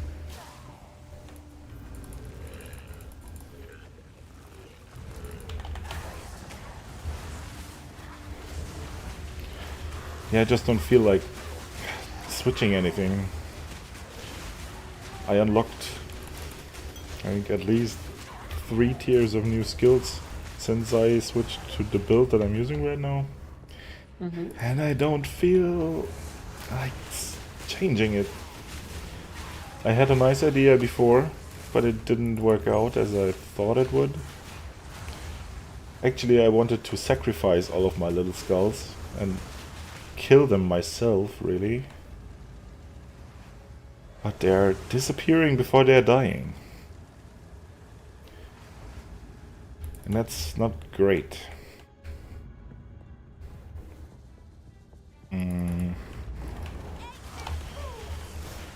And they don't get targeted by enemies. But that's not a possibility.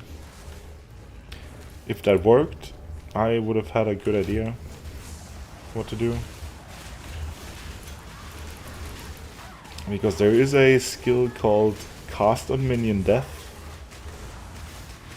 And you can socket some active skills in there. And my idea was I'm gonna summon them. They are dying basically just by existing.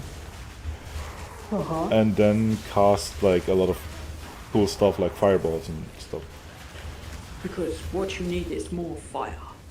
Yeah, obviously. I'm an Infernalist.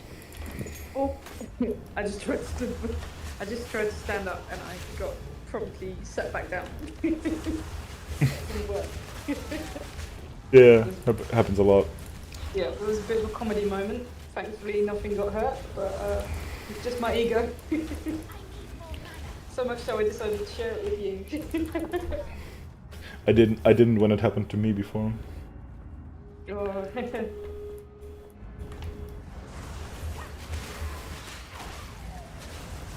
But it also was slightly more annoying, and I'm very easily annoyed at the moment.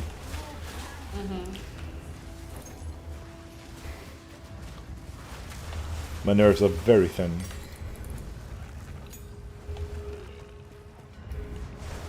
Get it. And yeah, I'm sorry for that. Like, you probably notice it from time to time, and I don't want people to notice. But yeah, right now it's Yeah, you're just being real. I see you down there. open door. But literally, I'm- every time you walk through something that says open, that's exactly what I see. I'm not sure if that guy actually wants to open this. Dude, there's like lava on the other side. If you okay. Yeah, it's Well, breaking. maybe I'm just helping him. You probably don't stand in front of it though.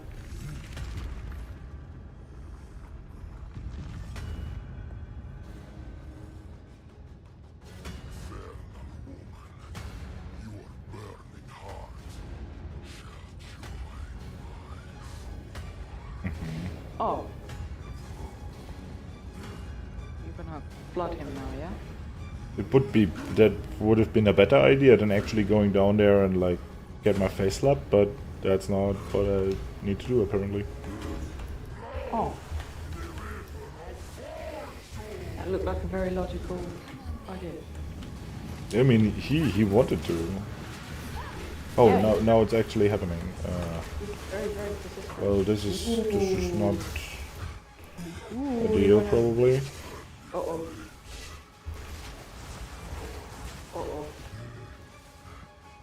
Are you aware of your exit strategy when this all goes, tits up? Oh, Oh. well, he doesn't really care too much about this. Okay. Oh, he's angry. He's very pissed.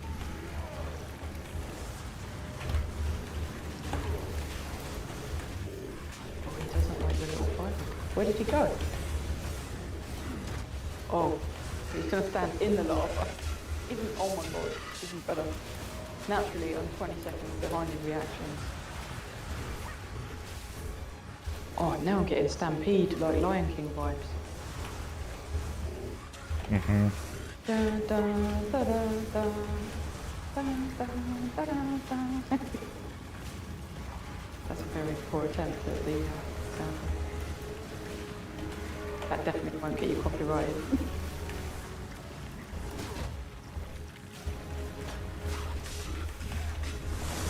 Ow.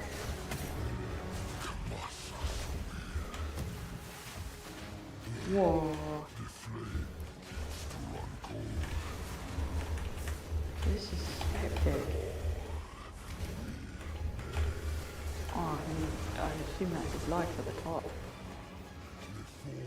Oh, he's a strong boy. Oh, man. They don't fuck about, do they?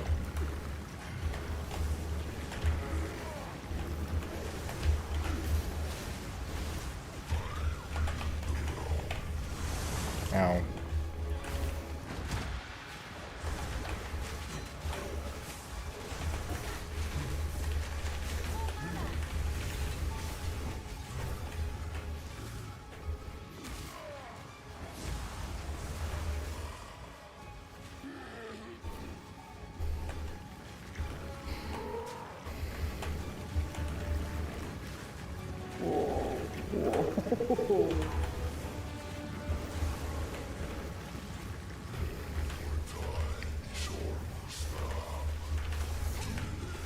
He's spicier than the noodles I ate yesterday. Although this lava is a bit how I felt.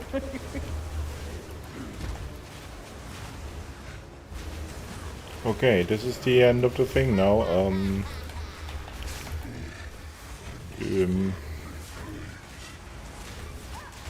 The lava is still flowing, man. Yeah, I was intrigued, like when he dies, does it sort of start coming like a wave and you have to run and run and run and run?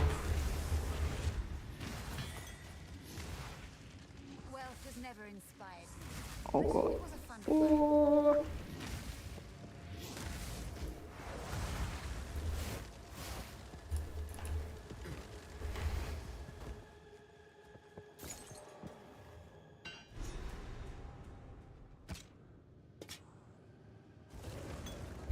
Oh, okay.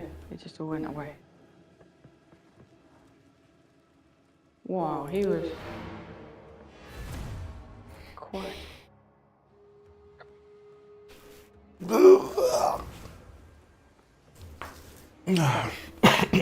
For a bullet hell, this was still okay.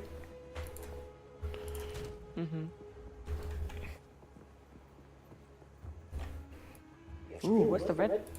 What's the thing with you? Is that your mount? My mount. I don't know. There was like some sort of animal with you with like red on it. I don't have a pet, unfortunately. Don't know what it was. This is definitely something for the ranger. Ooh, the hooded one.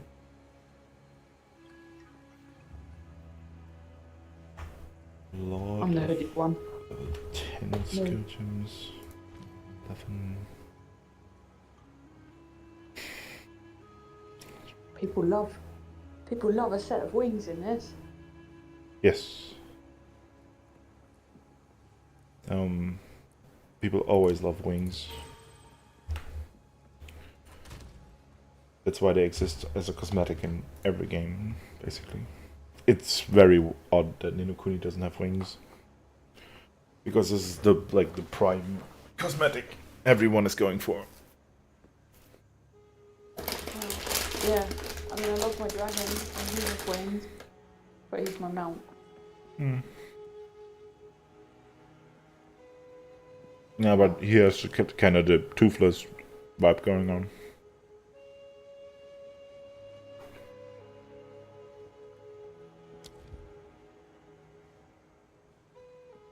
I just realised me getting that dingo at the weekend. You're welcome. Yeah, I messaged you and said thank you. Mm-hmm. Yeah. Yeah, I no, saw. I am grateful. I don't think I'd have got it otherwise. I was shocked. I was so shocked. I was like, oh my god, I actually won a dingo. That might be.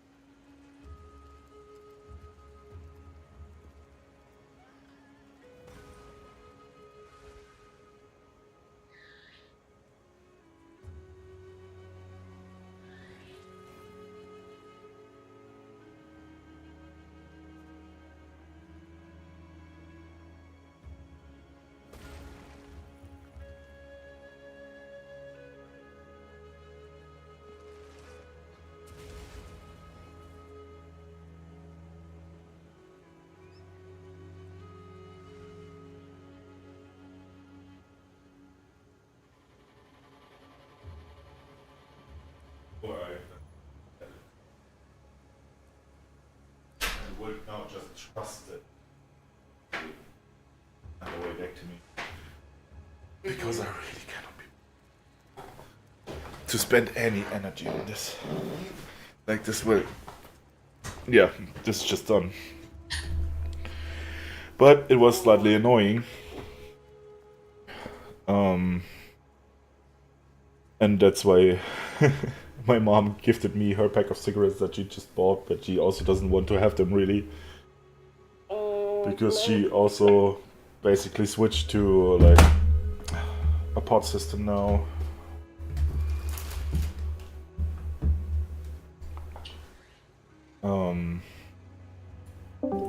Yeah. And then she just gave me hers. Which I thought, yeah, okay, that's a good idea, because otherwise she would smoke it. And Do you have your phone? yes, I'll send you a message. I have two, actually.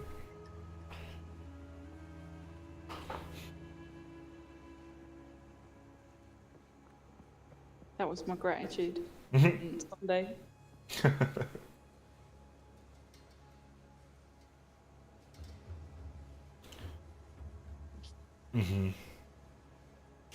Good. And that little shock face is perfect, because I was shocked. It's like, fucking hell, it's happened. The time has finally come. Was about time. Oh. Yeah, what is it? 2.5 years later? I have no idea. In Nino Cooney years, I don't even remember. It feels like a lifetime ago I started playing this game.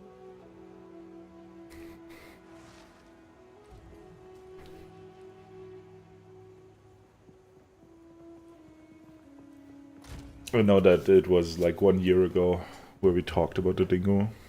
At least.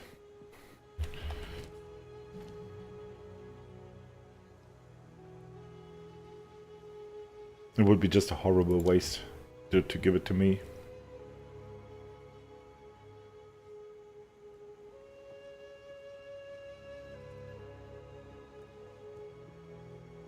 Thunder was asking my nickname before in Inokuni. And I was like, yummy. Oh, okay. Oh, so you're very casual then, yes. I'm the filthiest of casuals. I'm the filthiest of casual day one players even. Which was also very surprising to most people that I'm a day one player.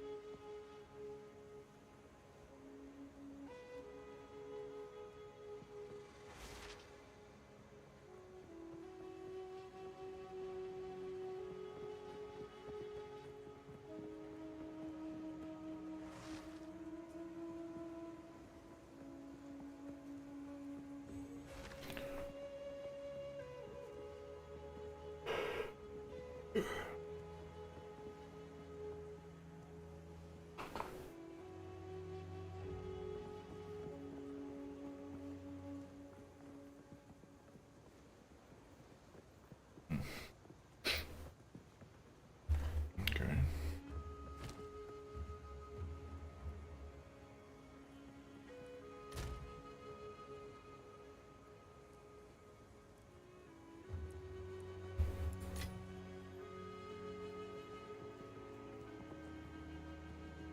Are you still there?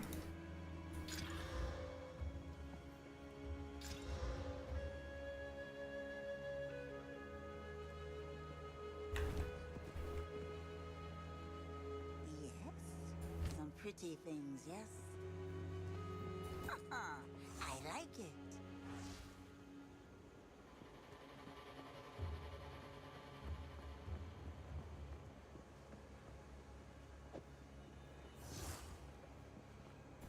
It's a deal.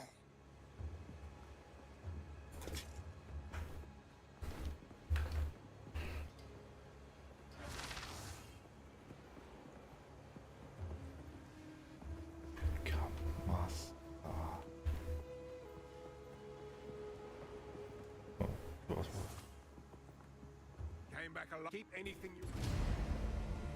Okay.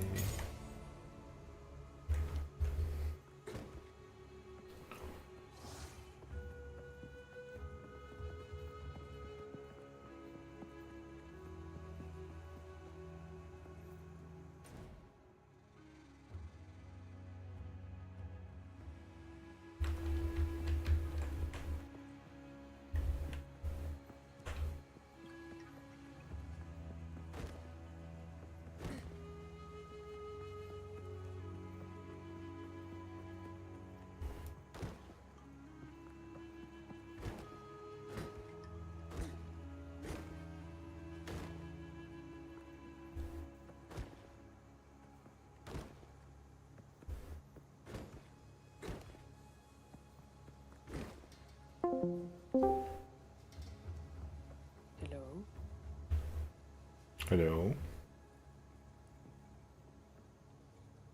Hello. Are you back? Yeah. How long have I been gone? A minute or so? Did I you hear me forgot what I say? was saying, no?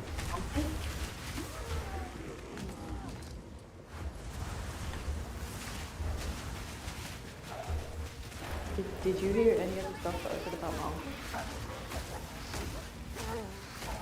About what? My uncle. No, not at all. Fuck.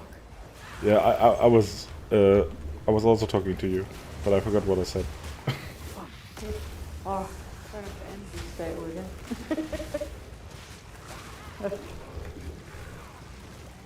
Oh well, that probably makes it interesting YouTube video. Two of us talking to each other, but neither of us hearing each other. I think people heard me. You just didn't respond. Oh. I would have if I could have heard you. Yeah. But I think my stream was fine.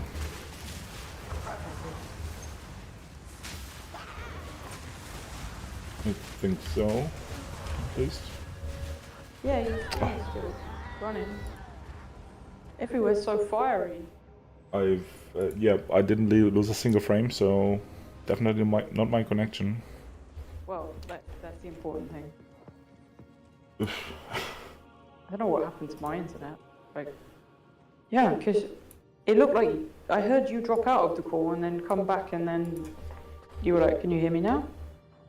Or you died. Yeah, but it was actually you dropping off. Oh, weird. Yeah, because it got to a point where I said, "Can you hear me?"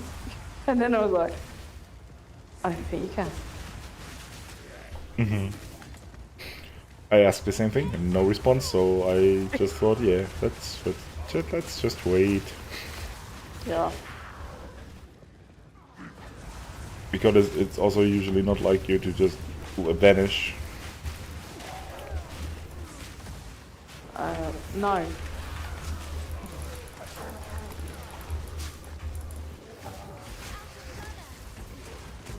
I would say that would be very unlikely to happen unless I had a heart attack.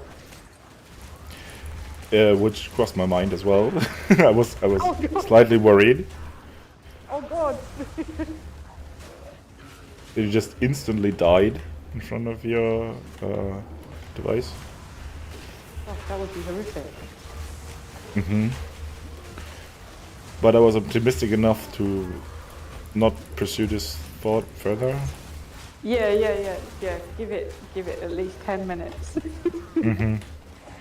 No, like if I just disappeared urgently for something, then I would message you to let you know why. Yes. Exactly. Which is why I thought you're either dead or just disconnected, which is the more likely option. Yeah, I hope so. And the more desirable option. Yeah. I'm not ready to die yet. Good.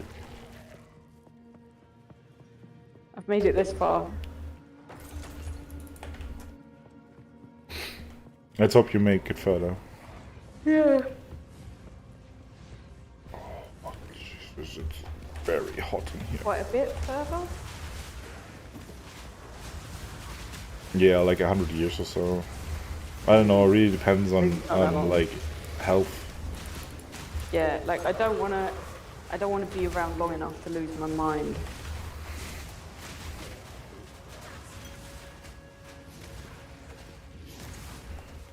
Yeah, like at some point, like life is not worth living, I guess. If you're like very old and sick, and yeah, Yeah. at some point it's just better that way. But yeah, quite some time left. I'm sorry. I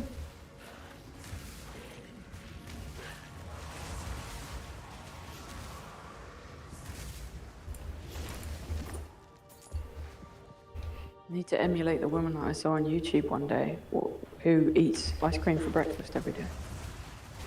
I was like, that's what I want to be when I grow up. He was like 70 or 80 or something. I'm like, Yeah, I mean, when you made it that far, it's fine, I guess. yeah.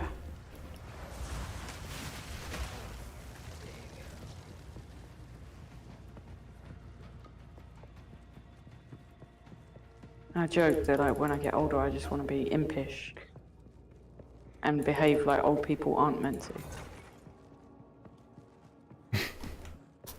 I totally believe you can achieve this. Yeah, me too. I want to be like a 70-year-old gamer who would still wipe the floor with people at Mario Kart. Although I forgot the tracks, so I'd like really to be competitive at Mario Kart, I'd have to relearn the tracks and.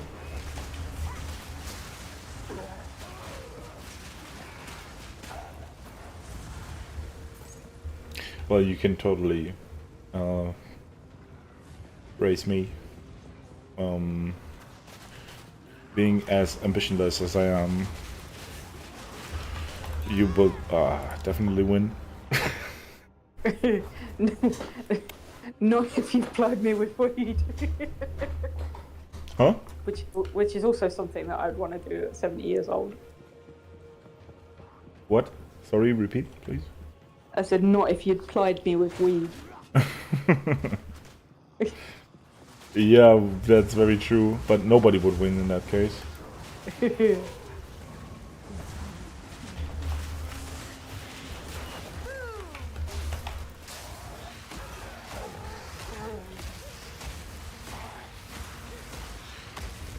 We had that before. Mario Kart is such an awesome game. I think I might have been able to play Mario Kart whilst I was at yours.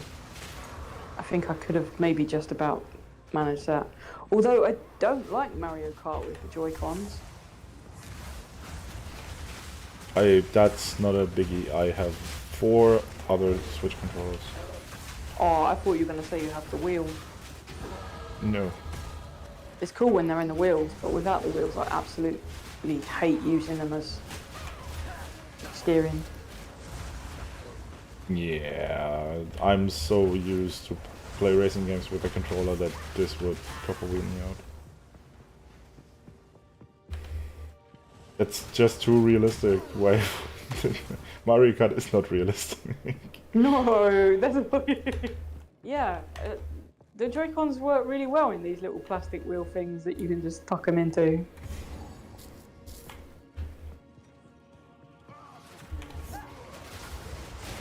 Yeah, That's but the fun. even that is already like. That's the fun, you get to pretend you're in the go-kart. As long as you don't expect me to be holding real bananas to drop behind me. But it's very funny though. You know that French guy that did that? No? Yeah, he's super funny. He did that like on the streets in I don't know where he lives in France, but yeah. He literally went to the streets with a go-kart and threw bananas at other people. He did like a real world Mario Kart kind of thing. That guy is also very well known by the police there. The Val Oh dear. were smarter than they had I any remember idea. seeing a Formula One video where they put where they added Mario stuff to Formula One Grand Prix race. That was brilliant.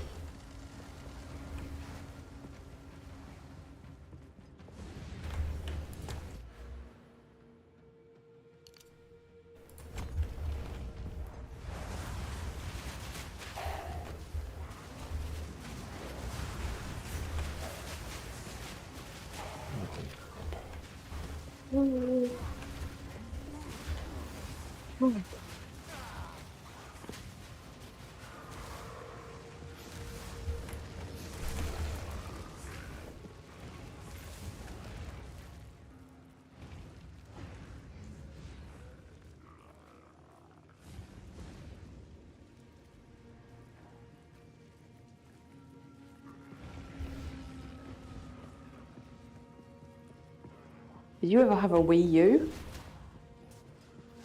Still no. That's so weird.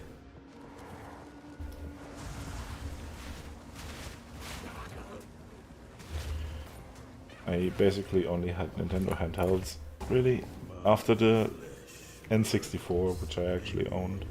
But then I gave it away for free. The Wii U feels so bulky to play. It's just so chunky. Such a big screen. Your flesh! This fellow has been here far too long. I have my Wii U in my box in my bedroom. Euphoria.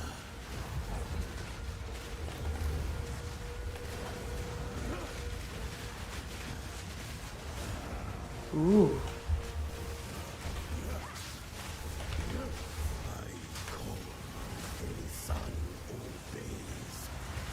So many environments in this game are full. Touch of Copic. Euphoria.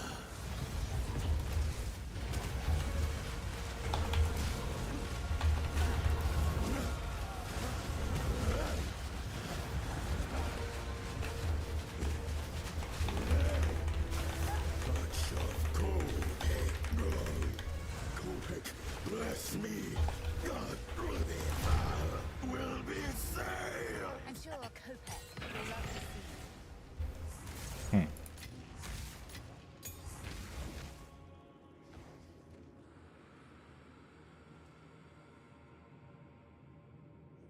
see you. Okay.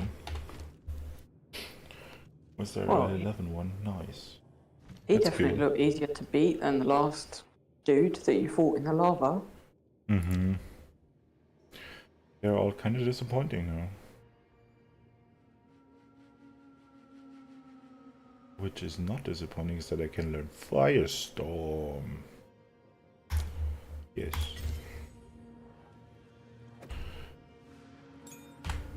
You ever play the Lion King game? Whoa. The Super Nintendo one.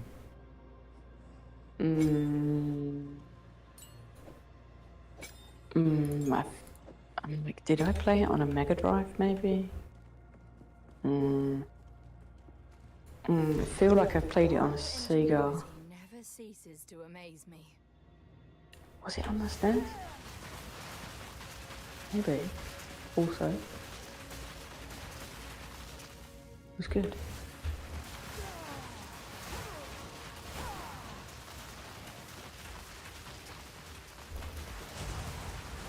The only part of it I really remember was the stampede.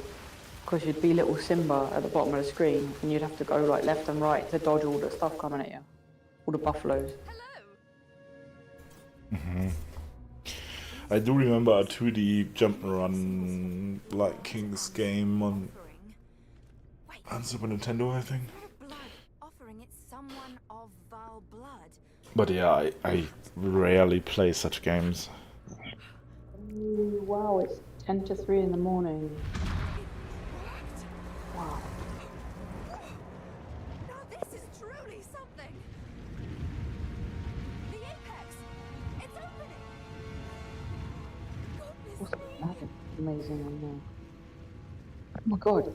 You play Disney classics on the Switch. We're back in the Jungle Book, encampment. Aladdin, Lion I King. can't believe it.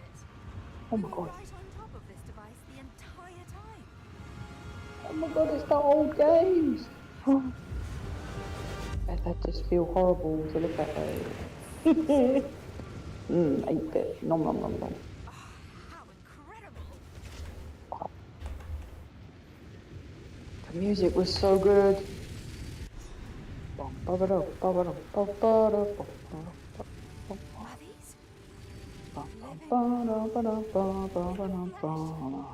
Hello?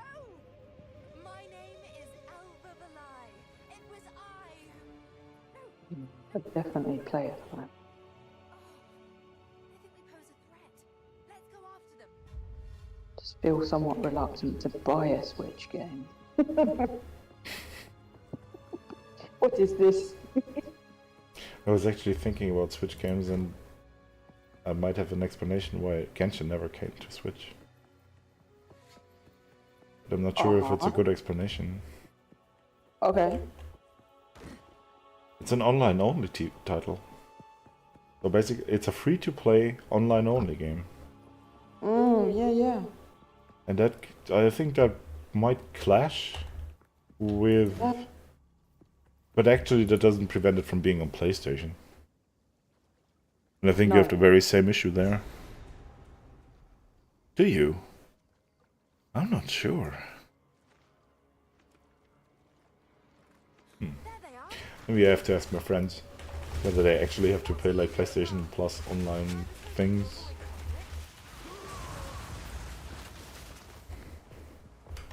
Oh man. You can buy the Disney Classic games Aladdin and The Lion King for PC on Steam for £2.09. Welcome to PC. I don't know if that's its normal price, but that's its price on CD keys. You usually don't even need to resort to like those kind of platforms because like console gamers are always just baffled when they my friend bought my friends, multiple of them bought the Steam Deck, and they were like regular console gamers, and then they were like, "Are you kidding me? You mean that I can get this AAA game for $30?" And I'm like, "Yeah, because it's Steam sale, and Steam sale is like every 2 or 3 months."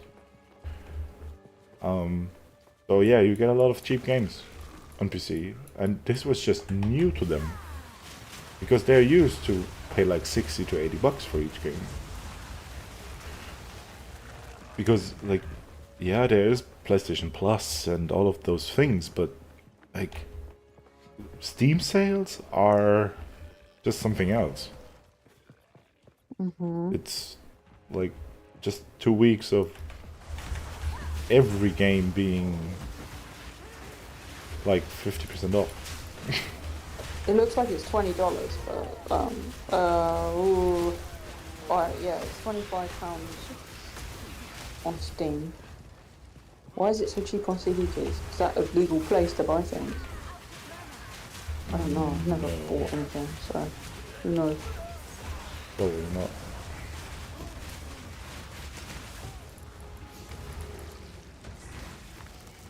This is versions that fell off a truck. I think they just give you a download code for it. Or it's from Russia, or yeah. It's definitely not an official version that you can buy in the store, or they bought in the store.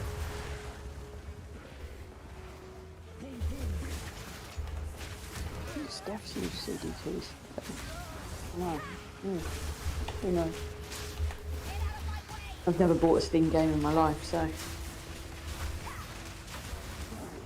But yeah, some of the prices of Steam games, it's amazing. Yeah, right now I wouldn't buy anything, but there are frequent Steam sales where stuff is like off 50 to 80%. Oh, like, And they just nostalgic do it by feeling. mass, really. Nostalgic me is like, surely I could get an emulator for it somewhere. Maybe I even have it.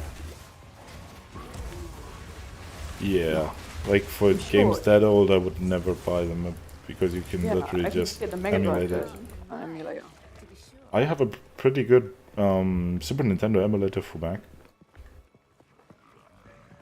I think it was called Z-SNES or something.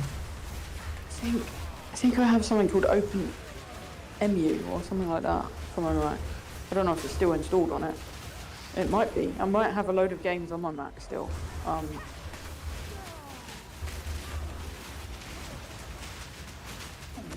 Oh, I was going to say I'd need an Xbox controller, but I have one. So I still have my neighbour's Xbox controller.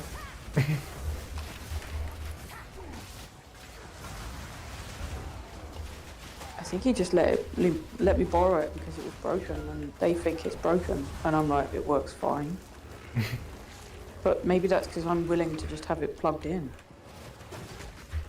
I don't need it to be wireless. I have a charger right next to me.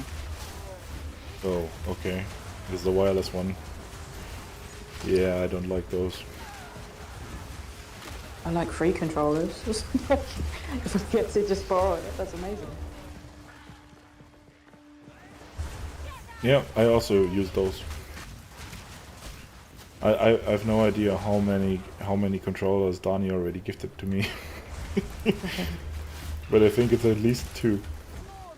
One thing that's always baffled me is why are controllers so expensive? You pay like £50 for a controller. That is a question I have an answer for that you won't like. Okay. The answer is greed. Yeah. Well, not really. Like, those are like expensive pieces of hardware now because they have a lot of sensors in it, right? Oh, And all yeah. of those, and Quick-ons apart, and I was like, whoa, the so much stuff. what I really dislike is that they are building them to break after a few years. And I would never say that for a lot of things. For controllers, it's literally true. I mean, personally, I've Unfortunately. never had a controller break on me. Mine break all the time. Are you heavy-handed with them? No, Oh. actually not. It's just they start shifting after a while. All of them, and this is something that can just be prevented, and it's not even expensive. This is literally a mafia thing. Like, this is a cartel thing. I know, like, the Joy-Cons are, like, very, very common for having drift. Yeah. When I bought the 2 Switches that I bought, one of the Switches had drift on one of the controls, and I sorted that out. But then I sold one of the Switches and just kept one because no one needs 2 Switches. Yeah. It's interesting how you sorted that out, because usually, like, either you change, you switch the stick, or you're screwed, or you try to change the switch, the stick, fail at it, put it back together, and then it just works. That's how it went for my Joy-Con. I think I bought a new stick thing for it, if I remember right. I still have some I replacement never, sticks. ever want to take a control pad apart again, ever. Yeah, They're so fiddly. especially the Joy-Cons are really fiddly, but at least they don't have so many plastic clips, which is the horrible thing about it. The shoulder buttons and the spring and all the little, I hated it so much.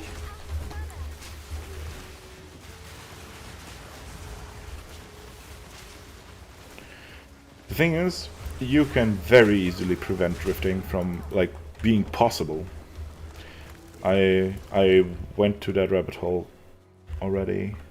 And there is a guy that actually sells, like, because, like, the former controllers never had that issue. very first Xbox controller never drifted. Yeah. It's just the way you build those sticks. And there is a way that will never drift with magnets. And there's a way to build it where it's almost certain that they will drift, and that's what the industry went for. Because then they can sell you a new controller every 3 years.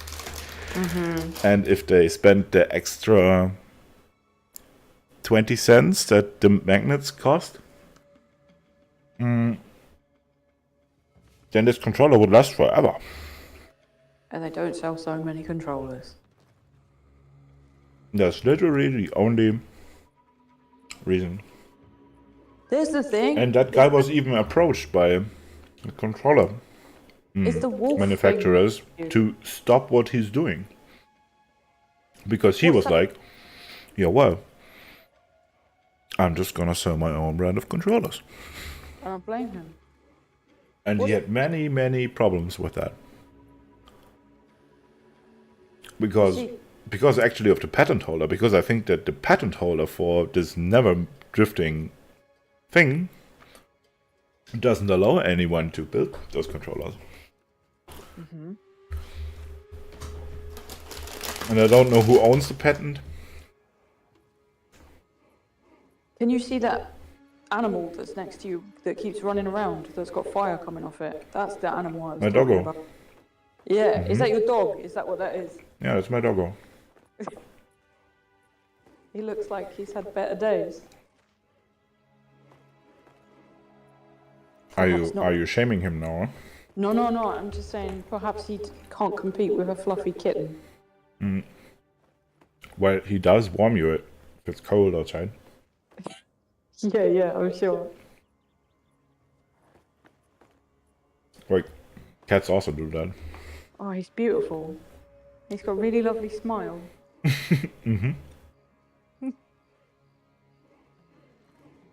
But yeah, he takes a lot of hits from me.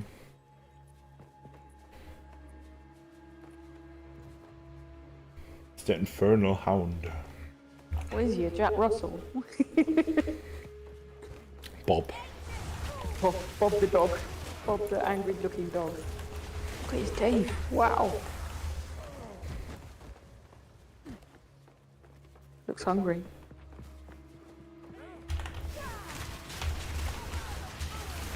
Is that Dev? Firestorm. What? Is that Dev? Who's who? Oh. In the cop. Hey Dev. Hey there. Morning. Good morning. What is it? Where are you? Maybe 7 or something? No. Like that? I slept every other day this week.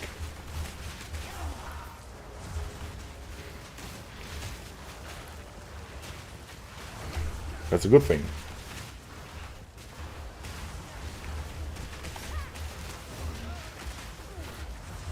Dev being awake is like a sure sign that it's probably bedtime. Oh right. Well, Only if you just woke up, which is probably the case. yeah, exactly. Have fun at college, Steph. But it was also 10 minutes ago. Who knows if he's still here? Probably not.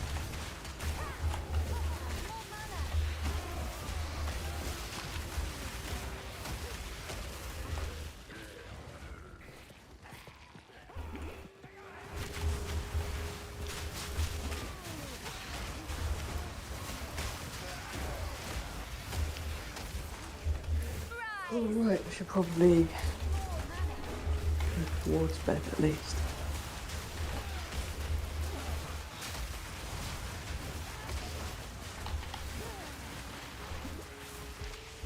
Right, unblock you. Ugh.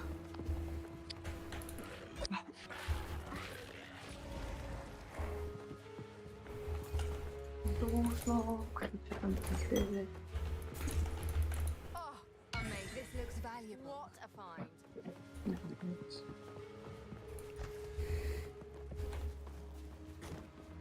I just feel like my bed's very cold when I get in it.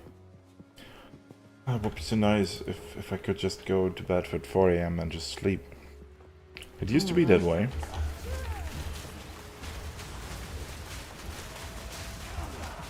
I don't have to get up and go tomorrow, but it's just I don't think that I could sleep now.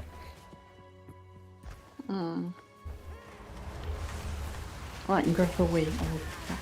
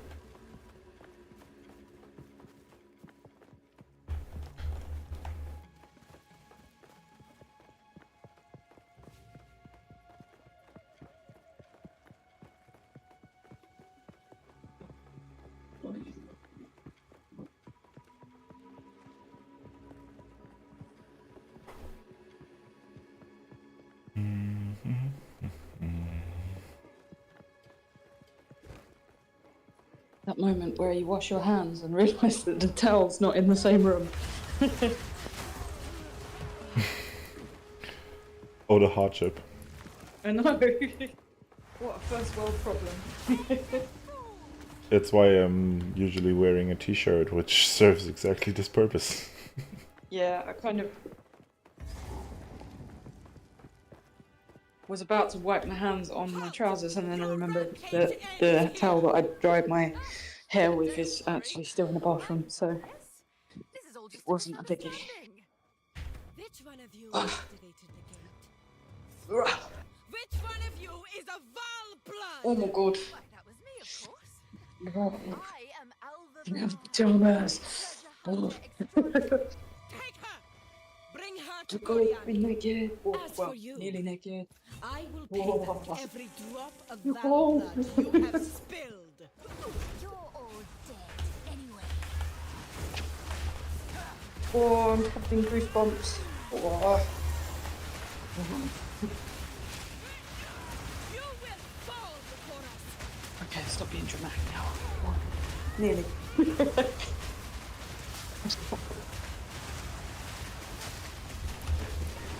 Give it 1 minute and then I'll get in bed and continue again. Crap. Ali's wave.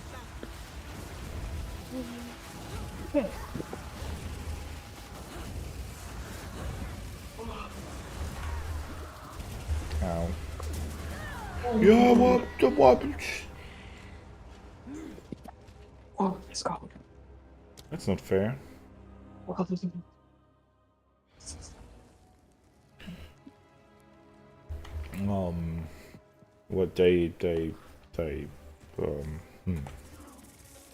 It's just a lot of people standing around me with like spears, and they're watching me fight with their boss, and at some point they just start to like get into the fight, and that's not fair.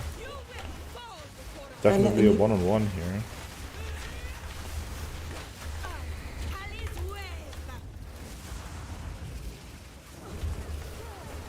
wave. Ow! Are they always attacking where I am? Oh, what the fuck? How am I going to escape this? I'm not getting the...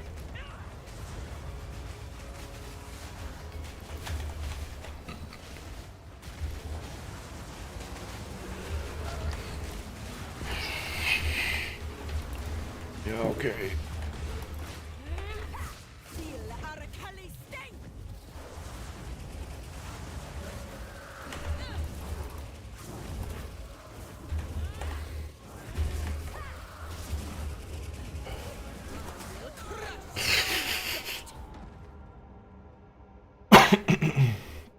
Okay. maybe that's a fight for another day.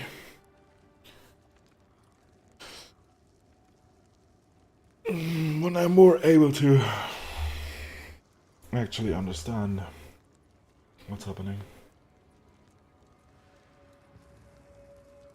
Oh, and also it's Friday. Yeah, well, it was Thursday.